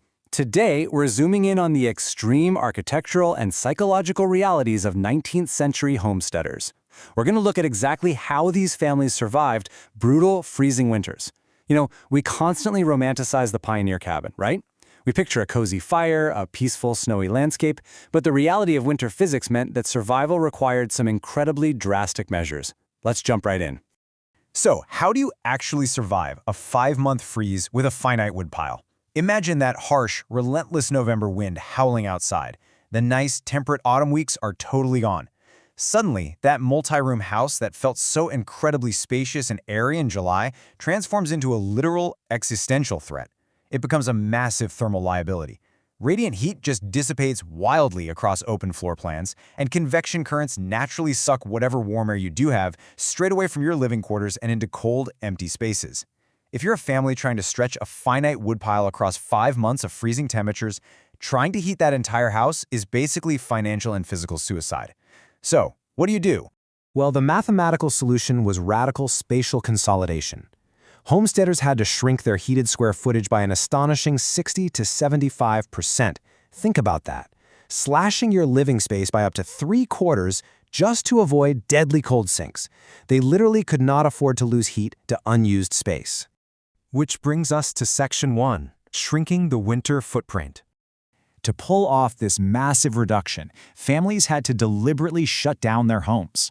By closing off unused bedrooms, parlors, formal dining spaces, the whole shebang, every single aspect of life was forcefully compressed into one single room that held the primary heat source. Usually that was the kitchen hearth or a parlor stove. Just think about the sheer scale of that compression. For 5 long months, an entire extended family, parents, kids, maybe aging grandparents or hired hands, lived, worked, and slept in a space no larger than a modern 2-car garage. Try to picture your entire life and your whole family's lives unfolding in those tight dimensions from November all the way until spring. And the mechanical shutdown required to make this actually work? It was intense. Simply closing an interior door wasn't going to cut it, because early American interior doors were made of uninsulated plank wood, which left these wide, incredibly drafty gaps. Families had to meticulously decommission the rest of the house. First, they evacuated all temperature-sensitive gear. Liquids, ink, leather goods, delicate textiles, they had to get them out of the freezing zones. Then they'd shut that uninsulated door and literally nail a heavy wool rug, or maybe a quilt or tapestry, directly over the frame on the heated side, just to trap the air. Finally, they'd ram these long fabric draft snakes filled with dry sand or sawdust super tight against the bottom threshold to block the creeping cold. Let's move on to Section 2, mastering the microzones. Now, even inside that securely sealed single room, the heat was far from uniform. Families had to map out distinct thermal zones because temperatures dropped incredibly fast with every single foot you moved away from the fire. Zone 1, the fire apron, was right in front of the hearthstone. This was prime real estate. It caught the most radiant heat and was strictly reserved for the most vulnerable, infants and the elderly, and of course, for active cooking. Then you had Zone 2, centered around the main wooden table, sitting about 6 to 10 feet from the fire. This was your workstation for homework, spinning wool, and eating. Finally, Zone 3 was the perimeter. Beds and storage chests were pushed out to the edges, but crucially, and this is absolutely vital, they were only ever pushed against interior walls. Exterior walls radiated way too much cold, so they avoided them completely for sleeping. Section 3. Furniture Reconfiguration. To make this tiny space function around the clock, daytime workrooms had to be converted into communal bedrooms within minutes. It was almost like a giant daily puzzle. Low-profile trundle beds mounted on wooden wheels were rolled away under the adult beds during the day to free up floor space for chores. Then, dining tables with drop leaves were folded totally flat and shoved against the wall after supper. This cleared the deck so straw mattresses could be laid out on the floorboards, letting the whole family cluster together near the hearth for the night. Literally every object in the room had to serve the physics of survival. Take a settle bench, for example. It wasn't just for sitting. With its tall, solid oak back, it was actually a vital thermodynamic tool. You place it near the fire and it literally blocks cold drafts blowing in from the far corners of the room, while simultaneously catching and reflecting the hearth's radiant heat straight back onto the people sitting on it. A pretty brilliant piece of engineering, honestly. Now, you might be wondering about the upper loft. During spring and autumn, kids often slept up there, directly under the roof rafters. But by January, abandoned completely. Uninsulated roof shingles meant that while warm air might rise up there during the day, that heat vanished the exact second the fire dwindled at night. Temperatures up there would instantly plummet below zero. Because of this, families routinely hauled all their straw mattresses down to the ground floor, forcing everyone to sleep near the dying embers. Let's dive into Section 4. Psychological and Social Dynamics. Okay, so spatial compression definitely solved the freezing temperatures, but it introduced a massive psychological challenge. I mean, surviving each other in a space the size of a garage, that required incredible emotional self-control. They managed some modest visual privacy by hanging canvas drop cloths or heavy quilts from the ceiling beams to create little temporary sleeping nooks. But the real lifesaver was a concept known as acoustic restraint. Loud arguments or disruptive behavior would literally make living in a single room unbearable for everyone. So harmony was maintained through quiet handiwork, knitting, wood carving, or reading aloud from the family Bible. They also relied on a super strict division of spatial labor. The women might cook near the hearth, while the men repaired tools over by the window to use the daylight. Basically, making sure nobody was stepping on anyone else's toes. Section 5. The Indoor Air Dilemma. While routine definitely kept the peace, a much more insidious, invisible threat was building up inside. The air quality in these sealed rooms became an absolute toxic nightmare. Remember, all the draft points were sealed perfectly tight. So you had wood smoke, soot, and deadly carbon monoxide drifting into the room anytime the wind reversed down the chimney flue. On top of that, their lighting came from dim tallow candles or lard lamps made of rendered animal fat, which produced this incredibly smoky, pungent odor. And then add to that the heavy humidity from wet wool coats, snow-covered boots, and laundry hung from the ceiling. That moisture would literally condense and freeze on the inside of the window glass. The air grew stale, wet, and incredibly dangerous very quickly. To combat this toxic air, without dumping the room's precious, carefully hoarded heat, families had to execute a dangerous but absolutely necessary maneuver, the ventilation flush. On cold afternoons, they would throw a door or window shutter wide open for exactly 30 to 60 seconds. This blasted the room with freezing outdoor oxygen, exchanging the stale air almost instantly, and then bam, they sealed it shut again before the room's physical, thermal mass, like the heavy furniture and the walls, could cool down. Pretty intense, right? And finally, Section 6, the fortress within. Ultimately, this claustrophobic spatial compression was an absolute masterclass in human adaptability. These families adapted brilliantly to the brutal realities of winter physics, using architecture, thermodynamics, and incredible social restraint just to stay alive. Despite the cramped quarters, the foul air, and the bitter cold sitting literally inches away, they found a way to thrive. By sharing stories by candlelight, eating their salted rations together, and sleeping side by side near the glowing hearth coals, they turned a desperate, freezing situation into a warm, self-contained sanctuary against the storm. Which leaves us to reflect on our own modern conveniences, our central heating, our expansive homes, and our own psychological resilience today. It really forces us to ask a rather intense question. Knowing the thermodynamics, the complete lack of privacy, and the required acoustic restraint, could you and your family survive 5 months locked together in a space the size of a 2-car garage? Think about that the next time you bump up your thermostat. Thanks for joining me for this explainer, and as always, keep staying curious. Hey everyone, welcome back to The Explainer. Let's dive right into this one, because today we're doing something a little different.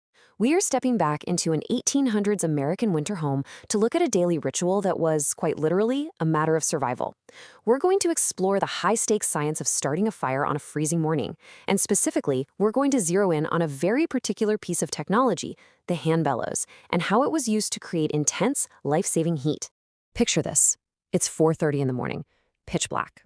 This is the moment of truth. Long before the sun even thinks about crusting the horizon, the single consolidated hearthroom of the homestead has reached its absolute lowest temperature of the entire 24-hour cycle. The active blaze from the night before, yeah, that died down hours ago.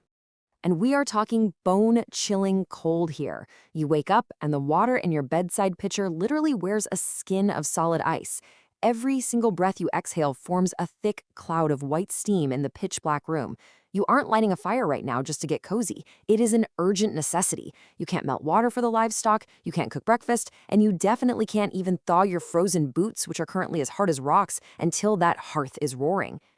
Now, to survive this daily ordeal, homesteaders had to be absolute masters of the fire triangle. You know the drill: fuel, heat, and oxygen. Trying to start a fire from total scratch in the freezing dark with numb fingers is basically a nightmare. So survival actually depended on manipulating these three elements the night before. Which brings us to Section 1, Banking the Embers, the art of oxygen starvation. So to keep a fire alive for, saying, 8 to 10 hours overnight without burning down the house or using up all your wood, you basically had to choke off the oxygen while trapping the heat. It was a strict 3-step nightly ritual. First up, raking the bed. The wood was burned down to a thick bed of glowing red hardwood coals. Stuff like hickory, oak, or sugar maple were perfect because they produced this really long-lasting char. Second, the ash mound. Using an iron shovel, you'd scrape these coals into a super tight, dense pile right against the rear masonry wall. And finally, step 3, the ash blanket. You'd literally shovel about 2 to 3 inches of fine, white wood ash completely over that coal pile. It acted as this incredible thermal barrier and draft choke. It insulated the coals against the dropping room temperatures while restricting the fresh oxygen so they wouldn't just burst into flames. Then comes the awakening at dawn. The first person up is feeling their way to the hearthstone in the freezing dark. They take an iron poker and very gently scrape away that top blanket of gray ash. And if it was done right, a dull red glow emerges from the dark mound. The exact second that fresh room air makes contact with those buried coals, boom, the oxygen element of our fire triangle is reintroduced. Section 2, the tinderbox, catching the spark. Now, a glowing coal isn't a fire yet, right? You need to catch a spark. To do this, homesteaders relied on the specific chemistry of a dedicated box of bone-dry materials that they gathered way back in autumn. You've got birch bark stripped from paper birch trees, which is so rich in natural oils it catches almost instantly, even if the air is humid. You've got cedar shavings, these fine ribbon-like fibers that ignite at incredibly low temperatures. There's charcloth, which is baked cotton or linen that can grab the faintest spark and just hold a hot smolder. And of course, pitch pine, or fatwood. It's totally soaked in resin and burns with a really intense, hot flame. You'd lay this dry tinder directly on top of or right beside those glowing embers. And here is where it gets really interesting. Section 3, bellows, creating intense heat. This right here is the climax of the morning ritual, and really the core focus of our explainer, getting from a smolder to a roaring fire. Once your tinder is nestled against the coals, it desperately needs a concentrated pulse of oxygen. Sure, you could just blow on it by mouth, but that literally forces you to press your face dangerously close to hot cinders. It's a fantastic way to get a face full of flying ash. So the hand bellows was this elegant, safe, and highly efficient solution that acted as a manual air pump. Let's break down the anatomy of this specialized tool. It's beautifully simple.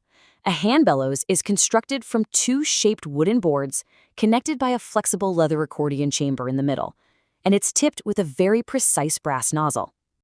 The science here is all about precise oxygen injection. You aim that brass nozzle right at the base of your embers, and as you pump those wooden handles with smooth, steady strokes, you aren't just wafting air around. You are driving a concentrated, high-velocity stream of pure oxygen straight into those charcoal fibers. You're forcefully feeding the fire triangle exactly what it is starving for. And the result? It's immediate, and it's totally dramatic. Because of that intense oxygen injection, the dull red glow flares up into this brilliant yellow heat. The thermal energy just absolutely skyrockets. Within seconds, the thin wisps of smoke give way, and your tinder bursts into a bright, hot flame.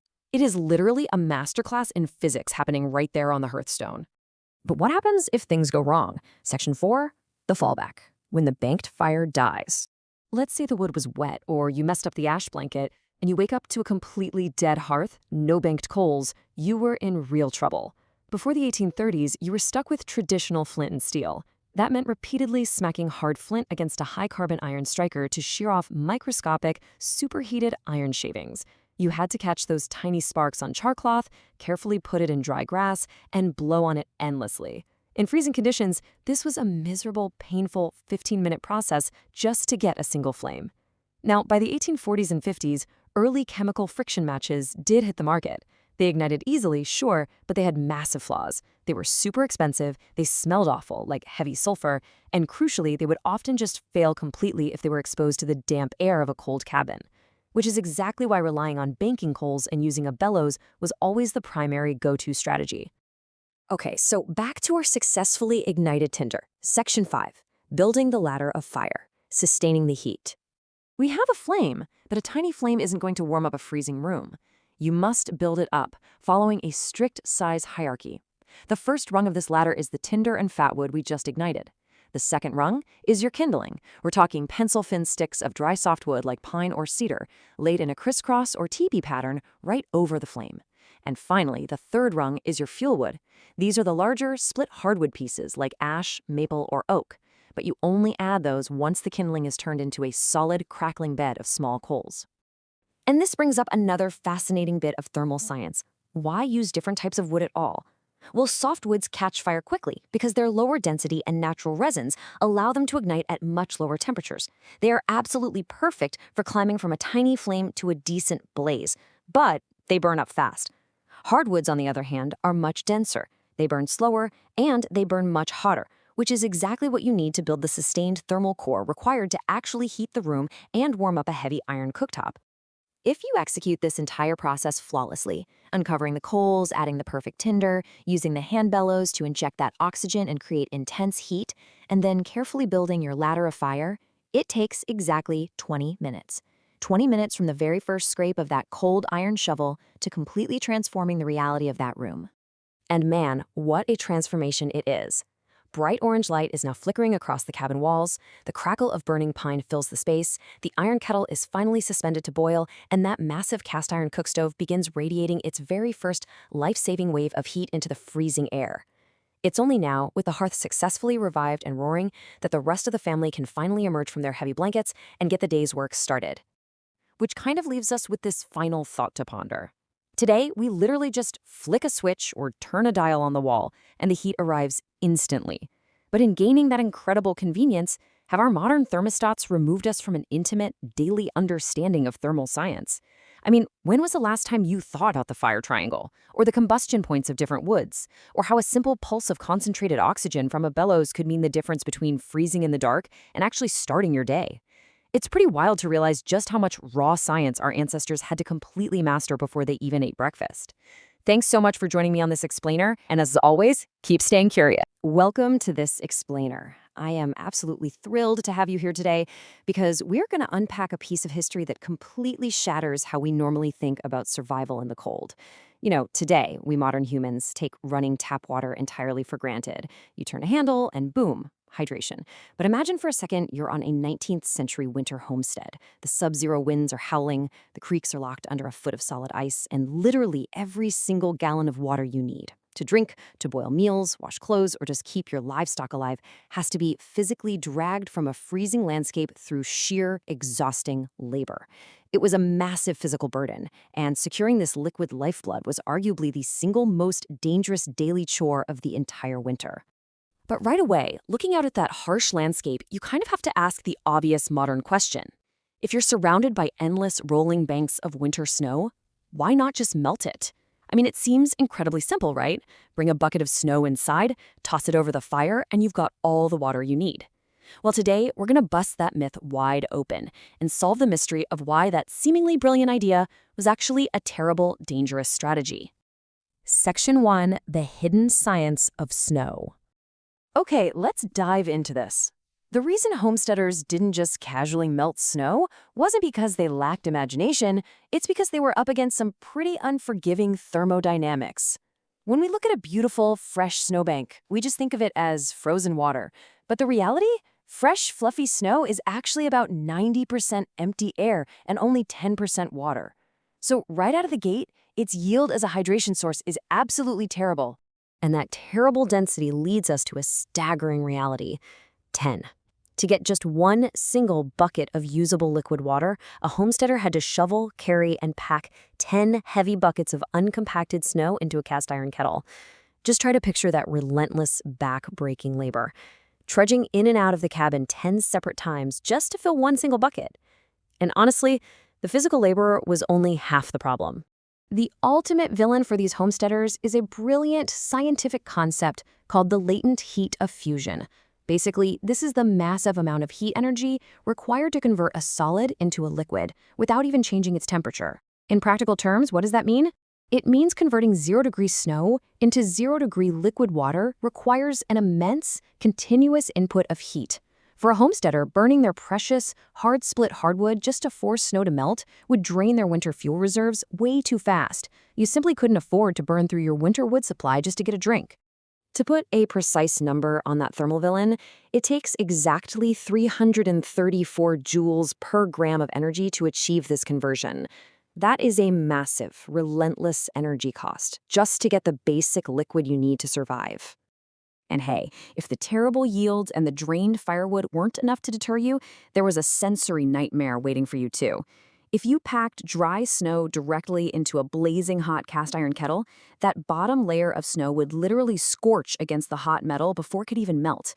This infused the resulting water with this incredibly gross, smoky, unpalatable taste.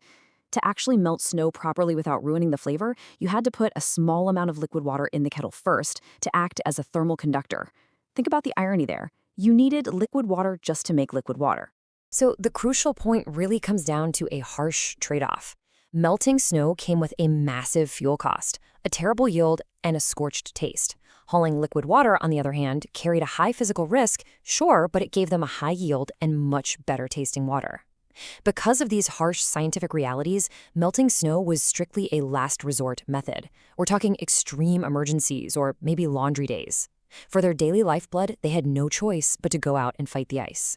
Section 2. The brutal alternative. Breaking the ice. For farms relying on nearby streams or ponds, water gathering meant a freezing daily trek. You couldn't just cap the surface, right? You were often hacking through ice that was a solid foot thick, using heavy-duty hand tools. They used felling axes, wide cross-cut ice saws, and these incredibly heavy iron spud bars. A spud bar was essentially a long iron rod with a sharp chisel-like steel blade welded straight to the tip. It was grueling, heavy-impact work in the bitter cold. And this wasn't a one-and-done job. It was a daily routine. Step 1, you chop through that thick surface ice. Step 2, you can't just dip your bucket into a slushy mess, so they used perforated wooden or tin skimmers to painstakingly scoop out all the floating ice chips. Finally, and this is a brilliant labor-saving hack, leaving that hole exposed meant it would just freeze completely solid overnight, so they insulated the hole. They'd cap it with wooden planks, straw, or evergreen branches, which kept the newly formed ice crust thin enough to easily break again the next morning. Section 3. Specialized hauling hardware. All right, so you finally have access to the liquid water. Great. But now you have a completely new problem. Safely moving hundreds of pounds of freezing liquid across incredibly slick ground. The absolute centerpiece of this entire operation was the hand-carved wooden shoulder yoke. These were meticulously carved from lightweight but really tough woods like basswood, white pine, or butternut. They were perfectly contoured to fit the nape of the neck and the top of the shoulders. From the ends of this yoke hung long iron chains with hooks to hold the buckets. The brilliant engineering here is that the immense weight was transferred straight down the strong bones of the spine and legs. That completely freed up the haulers' hands to steady the buckets, or, crucially, to hold a walking stick to keep their balance on icy paths. And trust me, you needed that structural support because of the staggering weight involved, 66 pounds. By hanging a 4-gallon wooden bucket on each side of that yoke, the hauler was carrying 66 pounds of freezing water on every single trip. And this next detail brilliantly illustrates how they solved another highly dangerous problem. If you've ever walked with 2 open buckets of water, you know the natural rhythm of your steps creates a wave action. The water sloshes, and suddenly you have freezing water splashing all over your legs and boots in sub-zero weather. Not good. Their solution? Anti-slosh floats. They dropped flat, circular wooden discs directly onto the top of the water inside the buckets. These simple floats broke up the wave action and completely prevented the water from splashing out. A real game changer. Now, the shoulder yoke was absolutely perfect for household needs, but farm animals require immense amounts of hydration, which meant scaling up this operation massively. While human power handled about 8 gallons a trip, farmers used leather dipping buckets to fill giant 50-gallon oak barrels. These heavy barrels were lashed to wooden water sleds with iron-shod runners, which then had to be dragged back to the barnyard by powerful teams of oxen or horses. Section 4. Extreme hazards and ultimate conservation. Make no mistake, securing water was a massive effort fraught with peril. Beyond the danger of sloshing water freezing on your clothes, a major hazard was the gear itself. If a hauler grabbed a wet iron bucket handle or an icy rope with bare hands, their skin would freeze and stick to the metal instantly. To combat this, you couldn't just wear regular gloves. The solution was thick wool mittens that were specifically covered with oil-treated buckskin leather to aggressively repel the freezing water. Furthermore, making repeated trips along the exact same path from the stream to the house meant that any accidental spill quickly froze into an incredibly dangerous ice chute. One slip while carrying 66 pounds of water could literally be fatal. So they employed a really clever everyday survival tactic. They took wood ashes directly from the fireplace and scattered them all along the walking path to give their boots traction. Because every single drop of water represented hours of freezing labor, absolute physical peril, and massive fuel expenses, water conservation on the homestead was absolute. As the saying goes, nothing was dumped out until its full utility was exhausted. Water was systematically reused through a multi-tiered pipeline. You might wash the dishes in it, then wash the floors with it, and then give it to the pigs. You simply had to respect the immense labor required to break lake ice and haul heavy wooden pails through snowdrifts. Which brings us to our final slide, and a question I want to leave you with today. After seeing the crushing thermodynamics of melting snow, the heavy iron tools, the specialized wooden yokes, and the constant threat of frostbite, if every drop of water in your home costs you hours of freezing labor and precious firewood, how differently would you look at the running tap in your modern kitchen? The next time you effortlessly pour a glass of water, remember the incredible ingenuity and sheer grit of the 19th century homesteader. Thanks so much for joining me on this explainer, and I hope it leaves you as fascinated by our history as I am. Keep learning, and I'll catch you on the next one. Welcome to this explainer. We are diving straight into a literal life-or-death engineering problem today. How exactly did 19th century farmers keep their economic engines, their livestock, alive through absolutely brutal winters? You see, back on a 19th century homestead, animals weren't just pets, not at all. They were the muscle power plowing the frozen ground, the main source of nutrient-rich milk, and the providers of wool for winter clothing. So protecting them from the elements, it was absolutely critical. So, picture this massive problem. If a farmer left their cattle exposed to the elements, the animals burned through precious hay reserves at an alarming rate, just trying to maintain their core temperature. But on the flip side, lighting a stove or a fire inside a wooden, timber frame barn packed with dry straw and loose hay, well, that was a guaranteed disaster. The whole place was essentially a giant tinderbox. The homesteader was essentially caught between two deadly forces.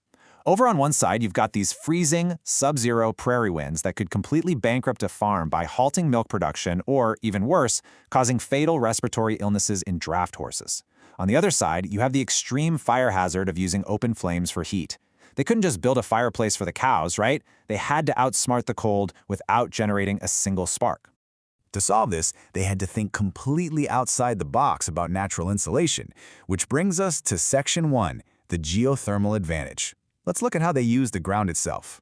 This is where we get into the absolute genius of the bank barn.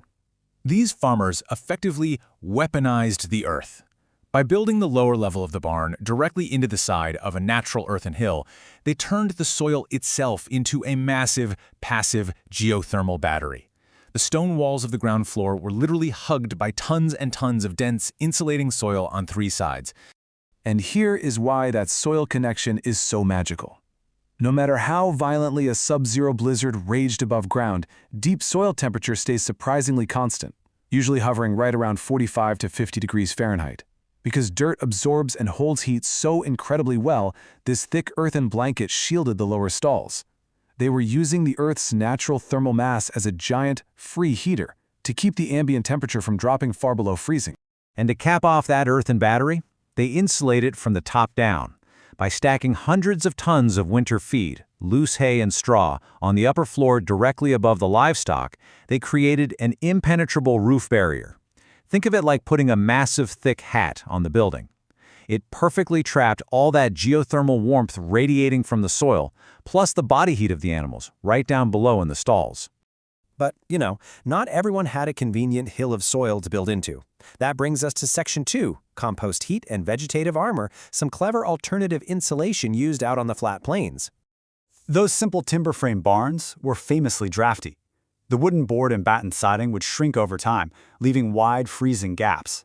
To seal these up, farmers created what was essentially a vegetative armor. Before winter hit, they'd line the exterior, especially those punishing north and west windward walls, with dried corn stalks, wheat straw, and evergreen boughs. Tied super tight with hemp twine, this biological siding basically acted as a giant windproof winter sweater for the barn, trapping a protective dead air layer around the whole building. Inside, they insulated from the bottom up. Instead of cleaning the floors every single day, they used the deep bedding method. This is basically a controlled indoor compost pile.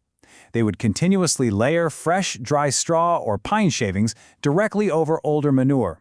As the livestock trampled those layers, natural microbial decomposition took hold deep beneath the fresh, dry surface.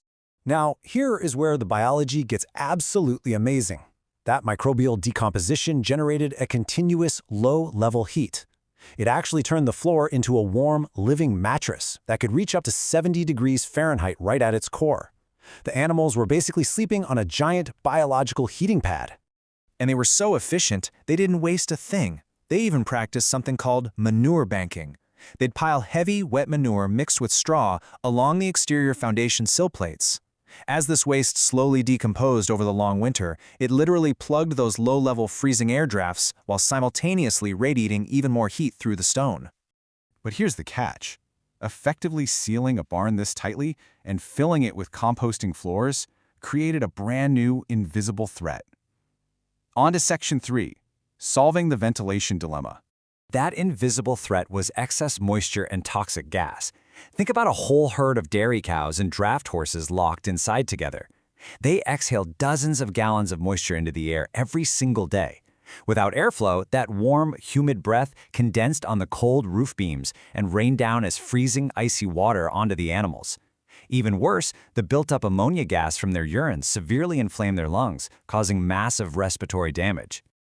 The brilliant fix for this was the roof cupola. You've probably seen these little ventilated structures perched on top of old barns.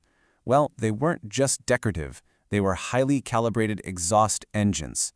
Using the natural physics of the stack effect, warm air naturally rises, the cupola continuously pulled humid air and toxic fumes up and out the peak of the roof. At the exact same time, it gently drew fresh, dry air in through small transoms near the eaves, completely avoiding any high-velocity freezing drafts down at the floor level. So, we've covered the insulating soil, the structure, and the air. But the final piece of the survival puzzle wasn't about the building itself at all. It brings us to Section 4, fueling the biological furnace. By feeding livestock perfectly timed rations, farmers practically hacked the animal's biology for internal combustion. Ruminants, like cows and sheep, have a specialized four-compartment stomach. When they digest complex, heavy fiber like clover hay, the microbial fermentation inside their gut generates immense internal body heat. By intentionally feeding them this heavy hay late in the evening, farmers ensured the animals' digestive systems acted as internal biological furnaces, pumping out heat through the absolute coldest, darkest hours of the night. But processing all that dry, heavy winter feed required massive amounts of water. And here was a hidden trap. If a horse or cow drank a ton of ice-cold water from a frozen pond, the sudden internal freeze would plummet their core temperature and trigger severe digestive shock, known as colic, which was, unfortunately, frequently fatal. To prevent dehydration and death, farmers engineered very clever ways to keep the water safe and liquid. By the late 19th century, they were using submerged cast iron tank heaters. Imagine a small, fully enclosed fire burning safely inside an iron cylinder that's actually submerged right in the wooden water trough. Alternatively, stable hands mixed up warm bran mashes. This is a hot porridge of bran, oats, molasses, and boiling water, giving the animals a warm meal while safely forcing vital hydration into their systems. When you step back and look at the whole system, it's just awe-inspiring. When you combine the geothermal battery of the surrounding soil, the active composting heat of those deep bed floors, the careful physics of the venting cupolas, and the biological furnaces of the animals themselves, the result was a masterpiece of survival. Stepping out of a screaming sub-zero blizzard and into a 19th century bank barn meant stepping into a dry 70-degree sanctuary that smelled sweetly of clover hay. It really makes you wonder, looking back at these genius survival tactics.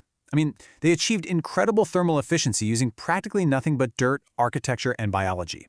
So what incredible passive energy solutions are we completely ignoring in our modern world, simply because we're so used to just flipping a switch? Thank you so much for joining me on this explainer. Keep questioning, keep learning, and I will catch you next time. Welcome to This Explainer. Okay, picture this. It's a freezing, punishing 1800s American winter. The wind is howling, the temperature has completely bottomed out, and honestly, the only thing keeping pioneers alive was the literal fire in their bellies. Today, we're going to explore exactly how they survived that extreme cold. And spoiler alert, it wasn't just by throwing on a heavy coat. It actually came down to an incredibly demanding daily caloric intake. 6,000. Yeah, let that sink in for a second. That is the daily caloric math of winter survival back then.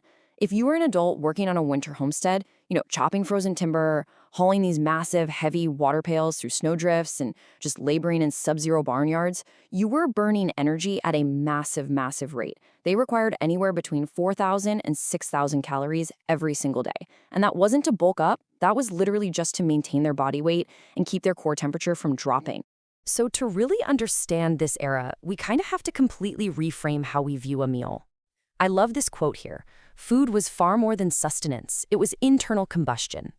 For a pioneer, food was a literal fuel for a human engine fighting the relentless cold. Think of it like a furnace. If you didn't continuously stoke that furnace with dense fuel, the engine would just freeze. Section 1. The fuel. Winter diets. Now, take a look at this contrast, because it's pretty wild. On one hand, a modern winter diet might easily include light summer salads and fresh greens, right?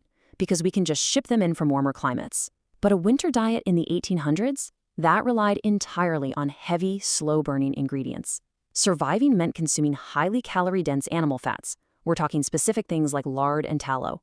Throw in salted pork, cornmeal, dried beans, and hearty root vegetables. All of this was explicitly designed to release energy slowly over super long hours of extreme cold exposure. Section 2. The engine. Cast iron engineering. Of course, processing those dense, tough winter rations required some highly specialized equipment. Cooks heavily relied on thick-walled cast iron tools because they could absorb and distribute thermal energy evenly over a really unpredictable wood fire. Enter the Dutch oven. It's an absolute marvel of engineering for the time. Check this out. First, it has these 3-inch legs that elevated the heavy pot directly over glowing hardwood coals without actually smothering the embers. Brilliant, right? Second, the flanged-rimmed lid allowed cooks to shovel hot coals right onto the top. This created a 360-degree radiant heat effect. It literally converted a simple iron pot into a portable mini-oven, perfectly capable of baking sourdough and corn pone right there in the hearth. And then we have the wonderfully named spider skillet. It's basically a long-handled cast iron skillet, but with long legs designed to slide deep into the hearth embers safely. This was a total game changer because it allowed cooks to maneuver around the fire, searing wild game or frying up that salt pork we talked about, entirely without burning their hands. Those legs kept it perfectly steady in the hot coals, and yeah, it looked exactly like a metal spider just sitting there in the flames.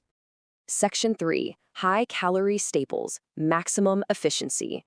So winter meals were just masterclasses in efficiency. The goal was to maximize both human effort and fuel consumption. Take, for example, the process of rendering salt pork fat to bake 8-hour navy beans. Simmering a huge pot of beans for 6 to 8 hours passively warmed the cabin and required very little active monitoring from the cook. Now, salt pork, which was heavily cured pork belly, packed in brine, was the absolute chief fat source. Cooks would soak it first to leach out that harsh salt, fry it up in the spider skillet, and listen to this. They never, ever threw the rendered fat away. Instead, they layered navy beans and stoneware crocks right along with that fat, plus molasses, mustard, and onion, and then baked it in the Dutch oven for 8 hours. This delivered slow-burning, complex carbohydrates, sugar, and heavy animal fat. Basically exactly the sustained 6,000-calorie energy you'd need for an afternoon of freezing outdoor labor. Okay, let's talk about cornmeal. This was a massive foundational fuel of rural America, mostly because it was way cheaper than wheat and incredibly easy to store. Here's how you'd make hasty pudding trail rations. Step 1, boil cornmeal mush. You'd eat some warm with molasses for breakfast. Simple enough. Step 2, take whatever is left over and cool it into a solid block in a pan mold. Step 3, the very next morning, slice that block and fry it in, you guessed it, rendered lard until a crispy crust forms. So in just 3 steps, you've completely transformed cheap, easily stored cornmeal into a high-calorie, easily portable trail ration. Another super efficient use of cornmeal was the Johnny cake. Originally, these were actually known as journey cakes. They were baked directly on smooth oak boards facing the hearth embers. You just mix up a really simple batter: cornmeal, boiling water, salt, and melted lard. Then you spread it onto the board and literally prop it upright facing the fire. The radiant heat baked the cakes into dense, highly durable flatbreads. Travelers could just stuff these journey cakes in their coat pockets and they wouldn't even crumble apart on the road. Section 4. Mastering the cook stove, the 19th century revolution. Now, eventually, the cast iron cook stove came along, and this was huge. It finally allowed cooks to stand upright rather than crouching in the ashes at floor level all day, and it provided way more precise heat control for delicate baking. But managing the internal oven dampers wasn't exactly easy. I mean, there was no digital thermostat dial to set to 350 degrees. It was a highly learned, totally sensory skill. First, you had to build a fast fire with dry softwood just to get the metal hot, then switch to a steady hardwood. Second, you open the oven baffle to physically force hot combustion gases to wrap completely around the iron oven box. And third, and this is wild, how do you check the temperature? Well, you'd literally put your bare hand inside the oven door and count how many seconds you could hold it there before the searing heat forced you to pull away. Ouch. If you didn't want to risk your hand, the alternative was tossing a pinch of white flour onto the oven floor to see if it browned in 60 seconds. Just incredible, right? Section 5. Hidden nutritional dangers, surviving the diet. Okay, so let's say you ate your 6,000 calories. You survived the extreme cold. Awesome. But now you have to survive scurvy. Because while those heavy calories absolutely kept pioneers from freezing to death, the diet severely lacked fresh minerals and vitamin C. Surviving the long winter meant facing this deadly nutritional reality head on. So how did they combat this hidden killer without modern grocery stores? Well, they utilized some truly ingenious anti-scurvy remedies. First up, sauerkraut. They stored it in large barrels down in the root cellar. The lactic acid fermentation actually preserved vitamin C straight through the darkest, coldest days of winter. A daily bowl of sauerkraut kept families healthy when absolutely no fresh fruit was available. Second, pine needle teas. Up in the northern timber country, settlers learned directly from Native Americans how to brew hot teas from fresh eastern white pine or spruce needles. This might sound surprising, but it actually provided a vital, fresh winter dose of ascorbic acid. Section 6. The social hearth, the center of survival. Ultimately, the brutal winter transformed the kitchen into the physical and emotional center of the home.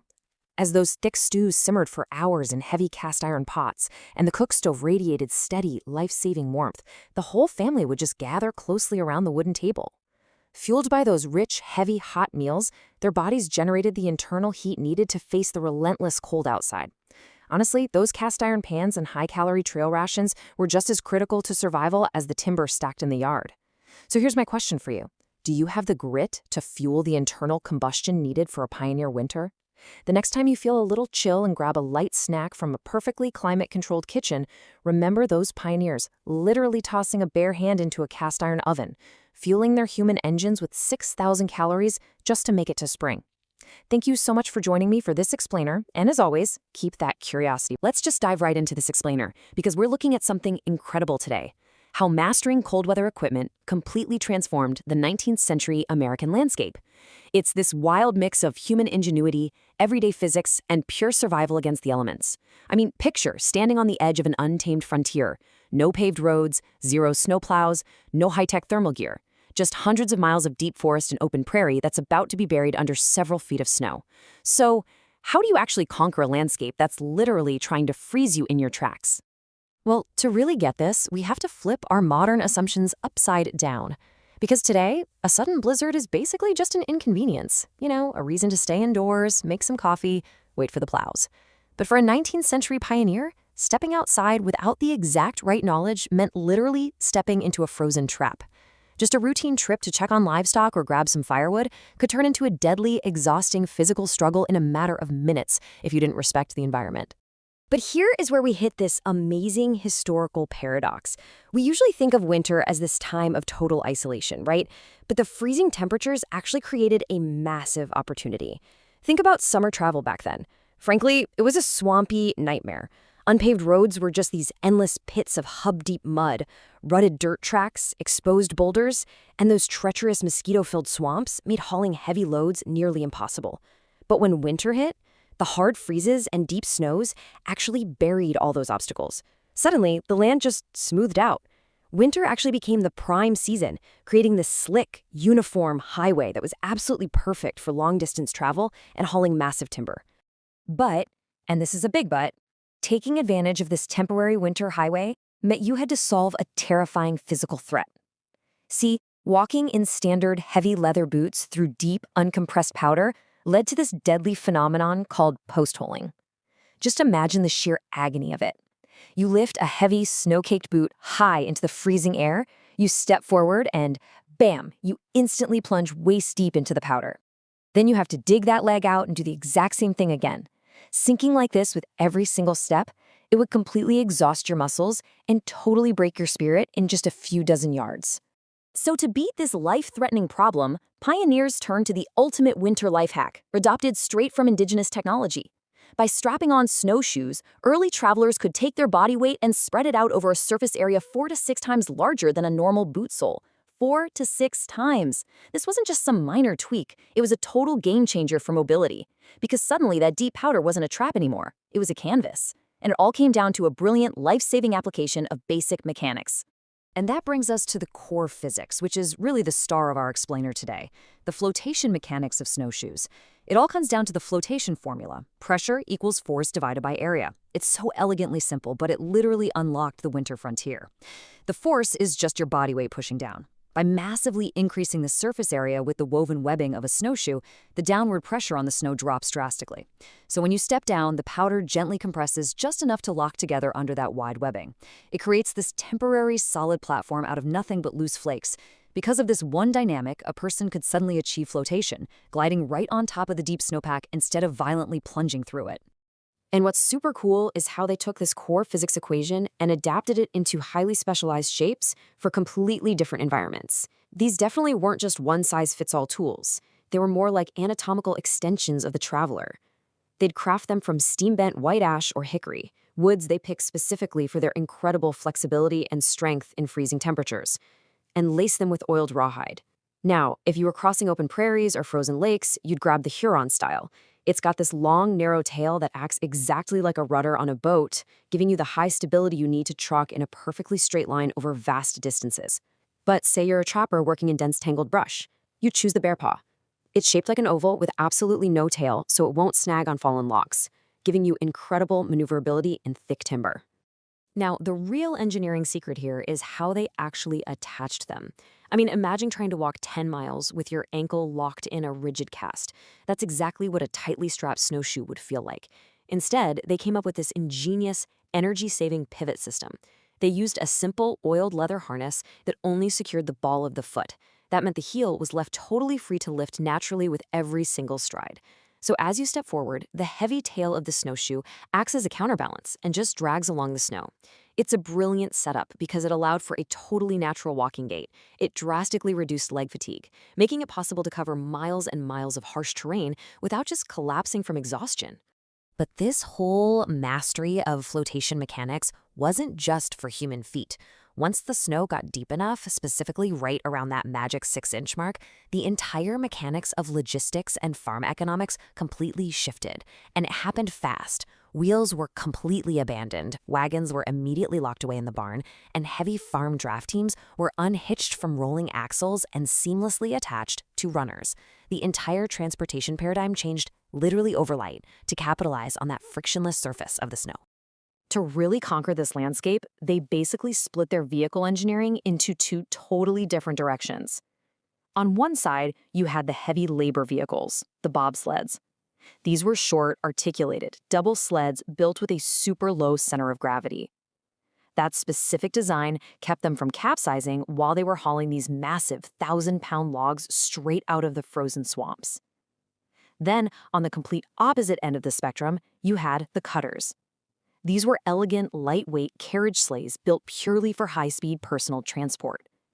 They even had those high, curved dashers in the front, which were literally designed to catch the chunks of ice and snow being kicked up by the sprinting horses.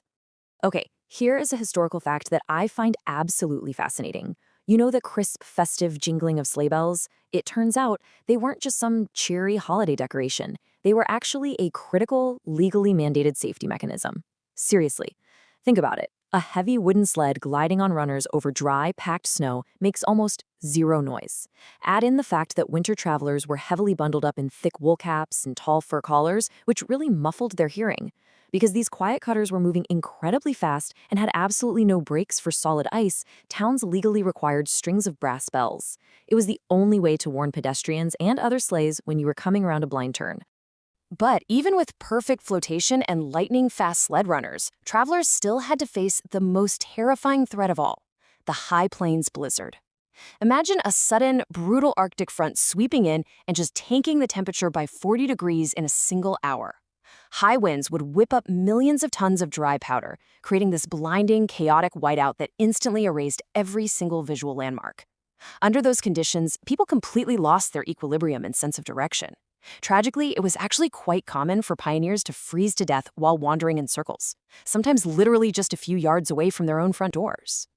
So to fight this total disorientation, early farmers relied on a remarkably simple yet totally life-saving trick just to navigate their own farmyards. Every single autumn, right before the first snow fell, they'd string taut hemp guide ropes connecting their main cabin to vital outbuildings like the outhouse and the barn. Imagine the intense, physical reality of this for a second. The freezing wind is violently pulling at you, the snow is completely blinding you, and your only tether to the living world is this rough piece of hemp rope in your frozen glove. If you had to step outside during a whiteout, you gripped that rope continuously. You didn't let go for a single second until you blindly bumped into the wooden door you were aiming for. But what happens if you're caught out on the open prairie, miles away from those ropes? Surviving the violent surge of a blizzard out there required immediate, highly structured, and sometimes pretty grim actions. First off, survivalists would dig a trench deep into a snowdrift on the leeward side of a hill, so the side completely sheltered from the direct wind. Believe it or not, snow is actually a fantastic thermal insulator. By covering that trench with evergreen boughs or maybe an overturned sled to trap their own body heat, they could keep the air inside hovering right around 30 degrees Fahrenheit, even when the deadly wind chill outside was plummeting to negative 40 degrees. And in the absolute most desperate emergencies, travelers would respectfully sacrifice a draft animal, unbowel it, and actually use its warm abdominal cavity as a temporary emergency shelter, just to survive the initial deadly shock of the storm. It is a harsh, unforgiving reality for sure, but it really highlights an unbelievable level of human adaptability. By mastering the brilliant physics of snowshoe flotation, the friction-reducing engineering of harness runners, and the vital tactics of storm navigation, isolated 1800s communities did a lot more than just survive. They actually managed to bond together. They turned what could have easily been a seasonal prison into an interconnected network of winter mobility. The ringing of those sleigh bells across the ice signaled mail, trade, and community connection. They literally transformed a frozen trap into a season of movement. Which brings us to our final thought. It really makes you wonder how many other extreme frontiers throughout history were conquered not by sheer brute force, but by a simple, elegant grasp of everyday physics. If spreading out your footprint with a basic mathematical formula could tame a lethal frozen wilderness, what impossible environment is just waiting for the right equation today? Thanks for joining me on this explainer. Until next time, stay warm out there, and remember that sometimes the absolute best way to conquer a massive obstacle is simply to figure out how to float right over it. All right, welcome to this explainer. Today, we're diving into the highly structured and honestly fascinating web of community reliance that actually kept 19th century rural Americans alive through some truly brutal winters. You know, we so often think of history in terms of grand, sweeping events and famous leaders. But right now, we're going to look at the everyday survival of ordinary people, facing down months of freezing temperatures, deep snow, and almost total isolation from the outside world. It really makes you wonder, right? Could you survive a 19th century winter all by yourself? We've all seen that classic Hollywood myth of the rugged, completely isolated pioneer just bravely battling the elements with nothing but an axe and sheer willpower. And hey, it makes for a great movie. But a true frontier blizzard? Yeah, that quickly shatters the illusion. The harsh reality of a rural winter meant that being completely alone wasn't some cool badge of honor. It was, quite literally, a death sentence. There is a massive, stark contrast between that pop culture pioneer and historical reality. Because the truth is, no single household, I don't care how industrious or hardworking they were, could manufacture every tool, cure every illness, or survive catastrophic weather and total isolation. Survival wasn't about solitary toughness.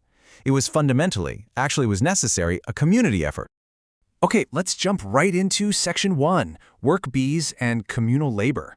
So, once the snow smoothed over the dirt roads and agricultural field labor ground to an absolute halt, you might think winter was just a time for resting indoors. But no, there was still a massive amount of grueling physical labor required just to keep a homestead running. But instead of suffering through these immense tasks alone in the freezing cold, pioneers organized what they called frolics, or bees. They ingeniously transformed this exhausting, mandatory work into the absolute high point of the winter's social calendar. By combining forces, they didn't just get the work done faster, they added food, music, and a healthy dose of gossip to the mix, turning sheer survival into a genuine community celebration. Take quilting, for example.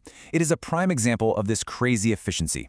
While the men were out clearing timber or hunting, women would gather around these massive wooden frames in a neighbor's cabin. By combining scrap fabrics, old clothing, and wool batting, a dozen women could finish a heavy, literally life-saving quilt in just one single day. If a woman tried to do this solo, it would take her household weeks of painstaking, tedious labor. And what's really wild here is that these quilting bees weren't just about the practical output of not freezing to death. They were the essential social networks of the era. Think of it like a bustling real-life community forum. As they stitched, these women shared crucial domestic knowledge. They traded medical advice to cure winter ailments, caught up on local news, and provided deep, essential emotional support to one another. And this communal vibe didn't stop with textiles. Entire communities, men, women, kids, everybody, gathered in large barns by glowing lantern light for corn husking and apple bees.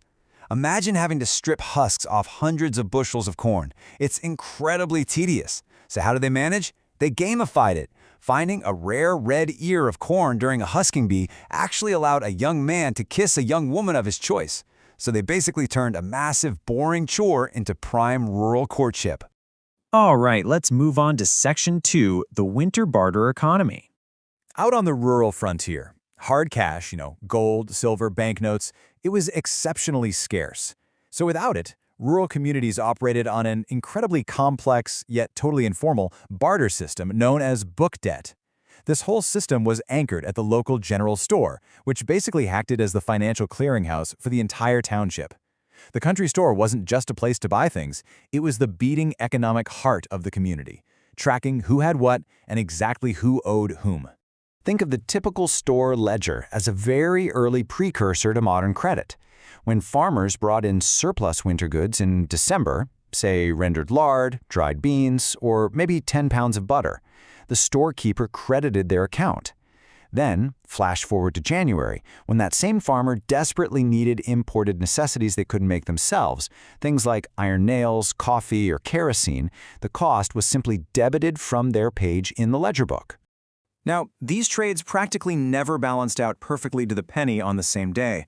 Balances were allowed to run for months at a time, often with formal annual settlements only happening after the spring thaw or the big autumn harvest. This meant that families and storekeepers relied on deep, unwavering mutual trust to carry these balances through those dark, lean months of winter. Which brings us to Section 3, mutual aid and socializing. That economic trust we just talked about, it didn't exist in a vacuum. It was backed up by immediate, no-questions-asked crisis response. If a farmer broke his leg chopping timber in the dead of January, his family was instantly in life-threatening peril. But the community didn't hesitate. Neighboring men automatically stepped in. They took shifts feeding his livestock, clearing out his snowbound driveways, and supplying his hearth with split hardwood so his family wouldn't freeze. And nobody asked for payment. They just did it.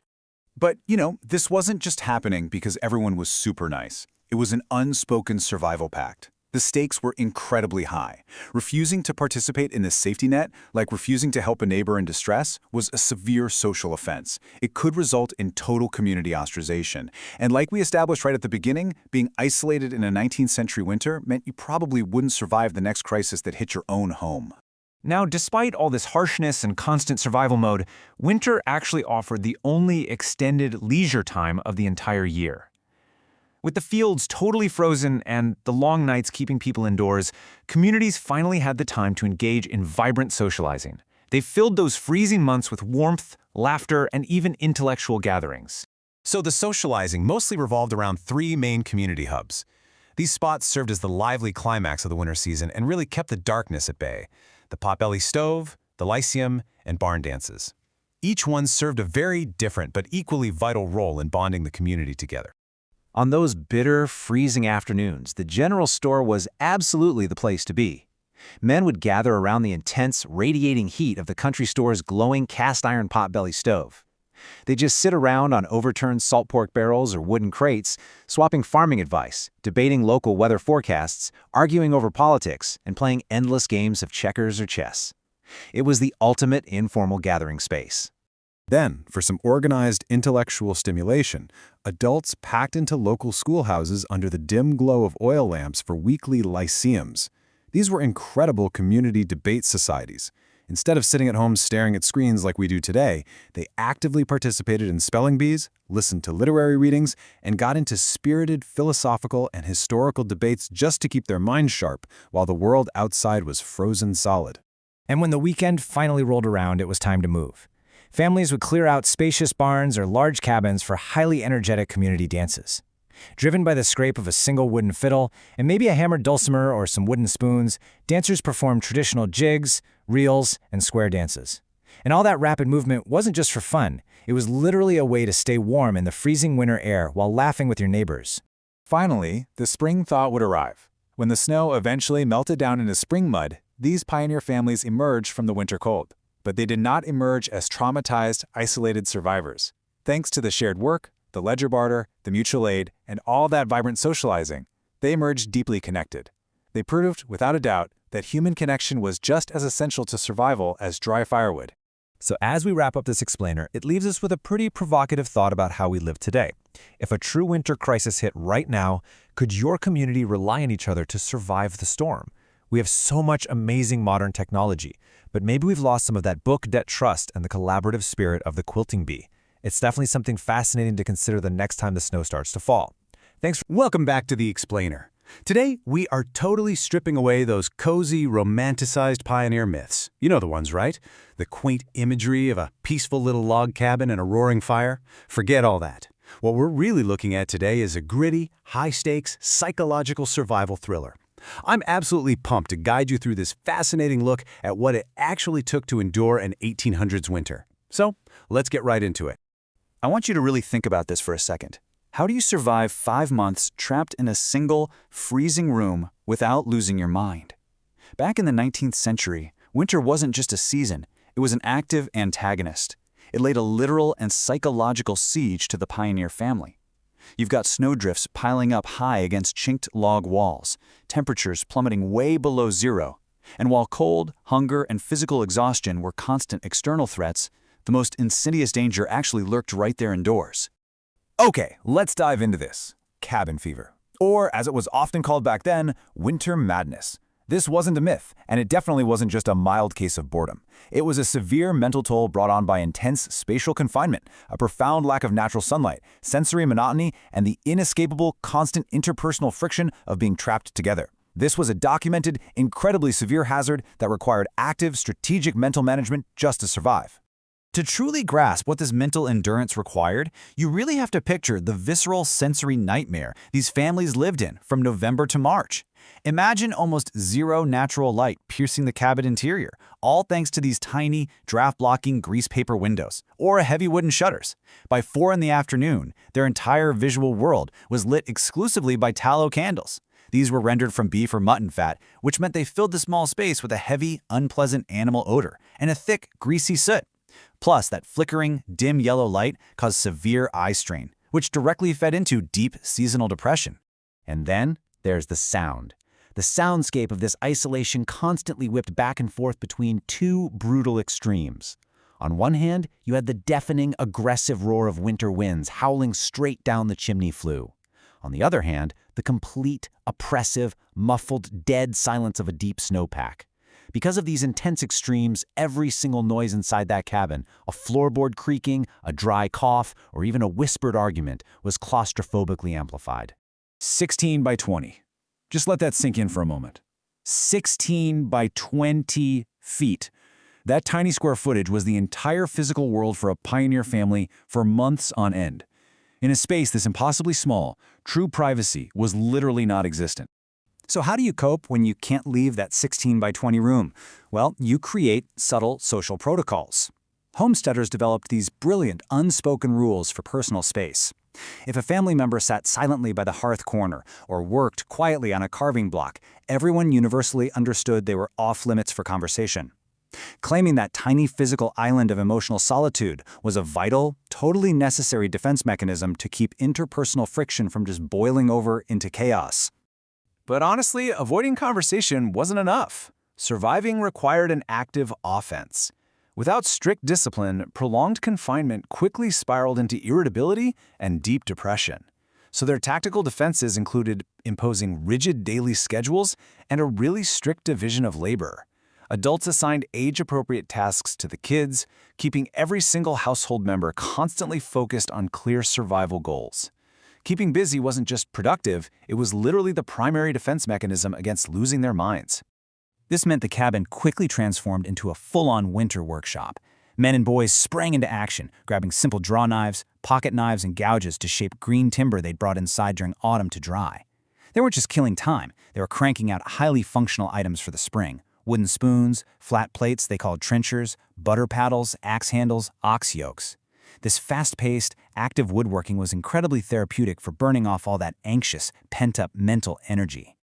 Now, what's really interesting about this slide is the focus on trunnels, tree nails. Families would literally sit there and whittle hundreds of these hard wooden pegs by hand for upcoming spring timber frame building projects.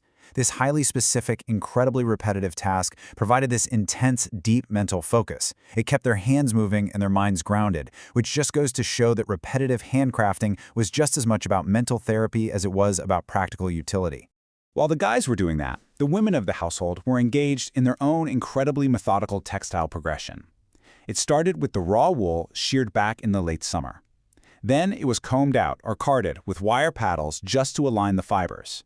Next came the deep, therapeutic rhythm of the spinning wheel to create thick yarn, followed finally by the steady, almost hypnotic click of knitting needles. And the stakes for that knitting progression could not have been higher, because wool retains its insulating properties even when it's damp. Converting that spun yarn into heavy wool socks, mittens, and work caps was quite literally a matter of life and death. Having a steady supply of fresh wool socks was absolutely essential to prevent frostbite during those mandatory sub-zero outdoor barn chores. So their indoor mental therapy actually produced the physical armor they needed to survive the outdoor cold. But hey, it wasn't all just grueling work in quiet isolation. When the day's labor was finally wrapped up and the family gathered around the dying embers of the hearth, they leaned into the ultimate emotional releases. Entertainment was this crucial, vibrant mental escape from the bleak reality just outside their door. And more often than not, it started with the spoken word. First up, oral storytelling.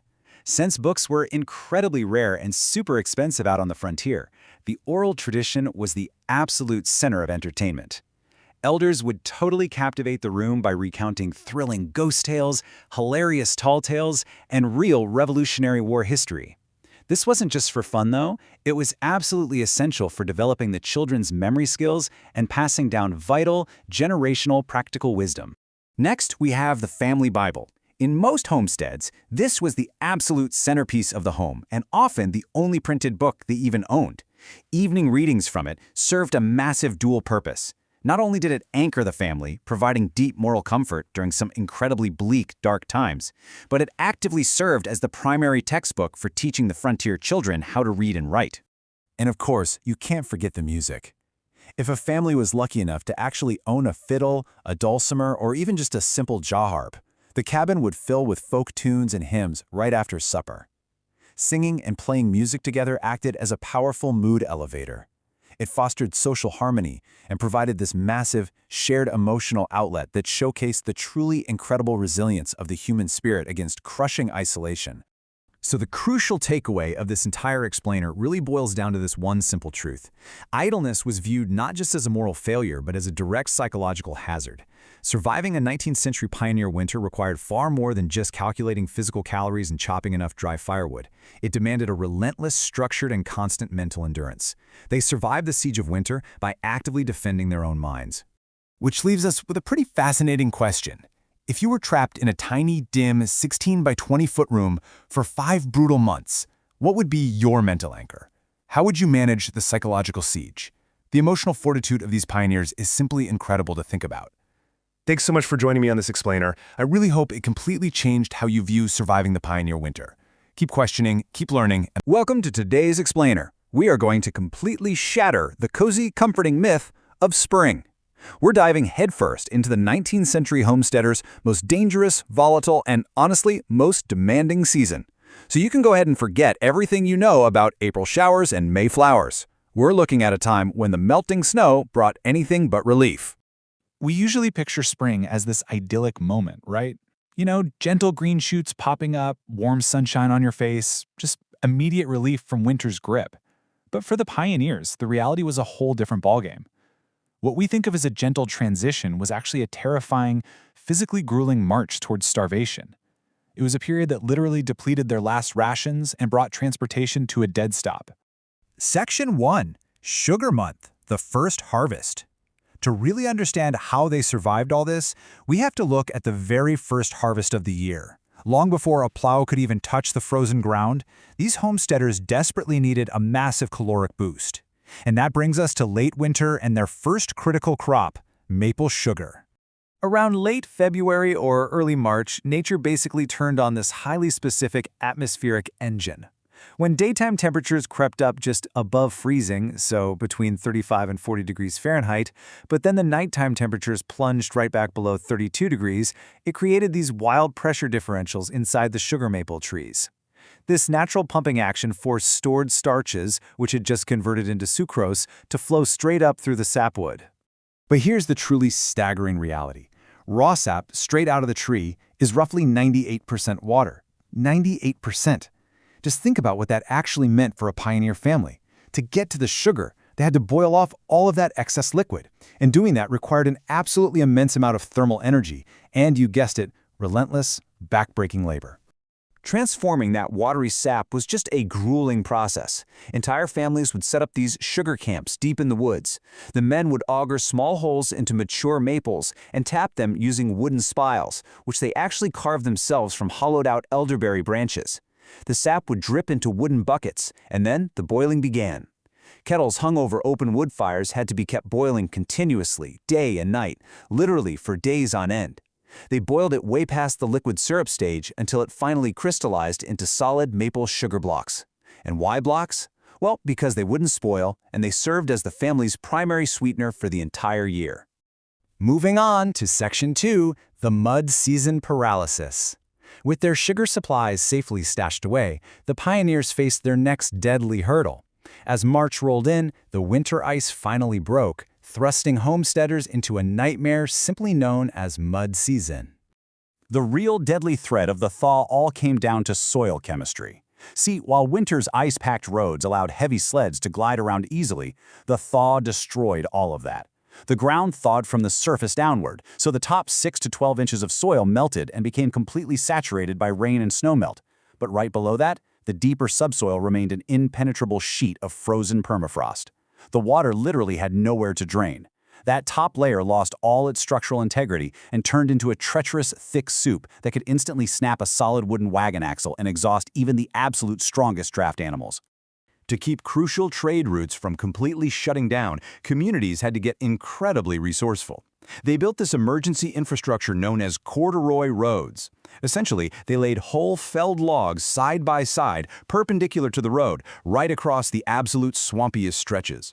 Now, it was incredibly harsh on horse hooves and made for a brutally bone-rattling ride, but it was absolutely necessary. It was really the only way to keep heavy wagon wheels from sinking permanently into that bottomless silt. Section 3. The 6 Weeks Want. By late April and early May, the mud wasn't the only threat keeping people awake at night. The pioneers were entering their most acute dietary crisis of the entire year. This was the starving time. I mean, just imagine walking down into your root cellar in late April. The provisions you've relied on all winter are basically just gone.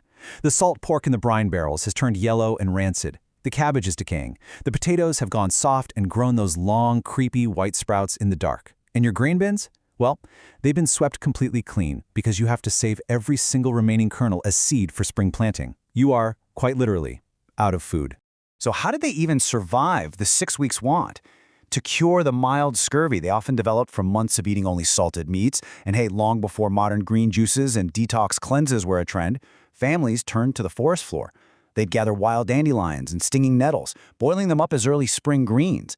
They hunted along damp stream banks for fiddlehead ferns and ramsons, which is wild garlic, just to get essential iron and vitamin C. They even brewed spring tonic teas from sassafras roots or spruce tips to stimulate their appetites and replenish their fading vitality. Nature provided the exact medicine they needed, right in the nick of time. Section 4. Reclaiming the fields. As soon as that vital nutrition hit their systems and the ground dried just enough to support the weight of a draft team without them sinking, the pioneers began an absolute dead sprint. Late April really kicked off this frantic race against the clock. First off, they had to inspect and rebuild split-rail fences that were completely mangled by snowdrifts and those aggressive frost heaves we talked about earlier. Then, by early May, they were hauling months of accumulated barnyard manure and plowing it deep into the soil to restore the nitrogen. Mid-May was all about breaking the heavy turf using cast-iron moldboard plows and spike-tooth harrows to bust up the dirt clods. And finally, late May hit. That's when they were hand-casting spring wheat, oats, barley, and corn while frantically planting domestic kitchen gardens full of cabbage, squash, and beans before the short growing season slipped away entirely. When the warm rains of late May finally washed away the last of the snow in the mountain ravines, pioneer families stood on restored earth. They had survived the intense spatial confinement of tiny log cabins, navigated blinding blizzards, and rationed their cellars down to the literal last turnip. And they did all of this through unwritten mutual aid and just sheer grit. As the saying goes, homesteaders did not view winter as an isolated hardship. Instead, they saw it as an integral chapter in an endless, rhythmic cycle of human endurance, foresight, and renewal on the American frontier. I'm going to leave you with a final thought for today's explainer. When you look at how entirely dependent the pioneers were on the subtle shifts in temperature, the thawing of the soil, and the emergence of wild greens, well, it really makes you wonder. By insulating ourselves so completely with modern seasonal conveniences like air conditioning, global supermarkets, and paved roads, have we lost the pioneers' powerful sense of rhythmic endurance? What vital connection to the harsh yet deeply rewarding cycles of the earth might we be missing today? Thanks so much for joining me to explore this incredible piece of history.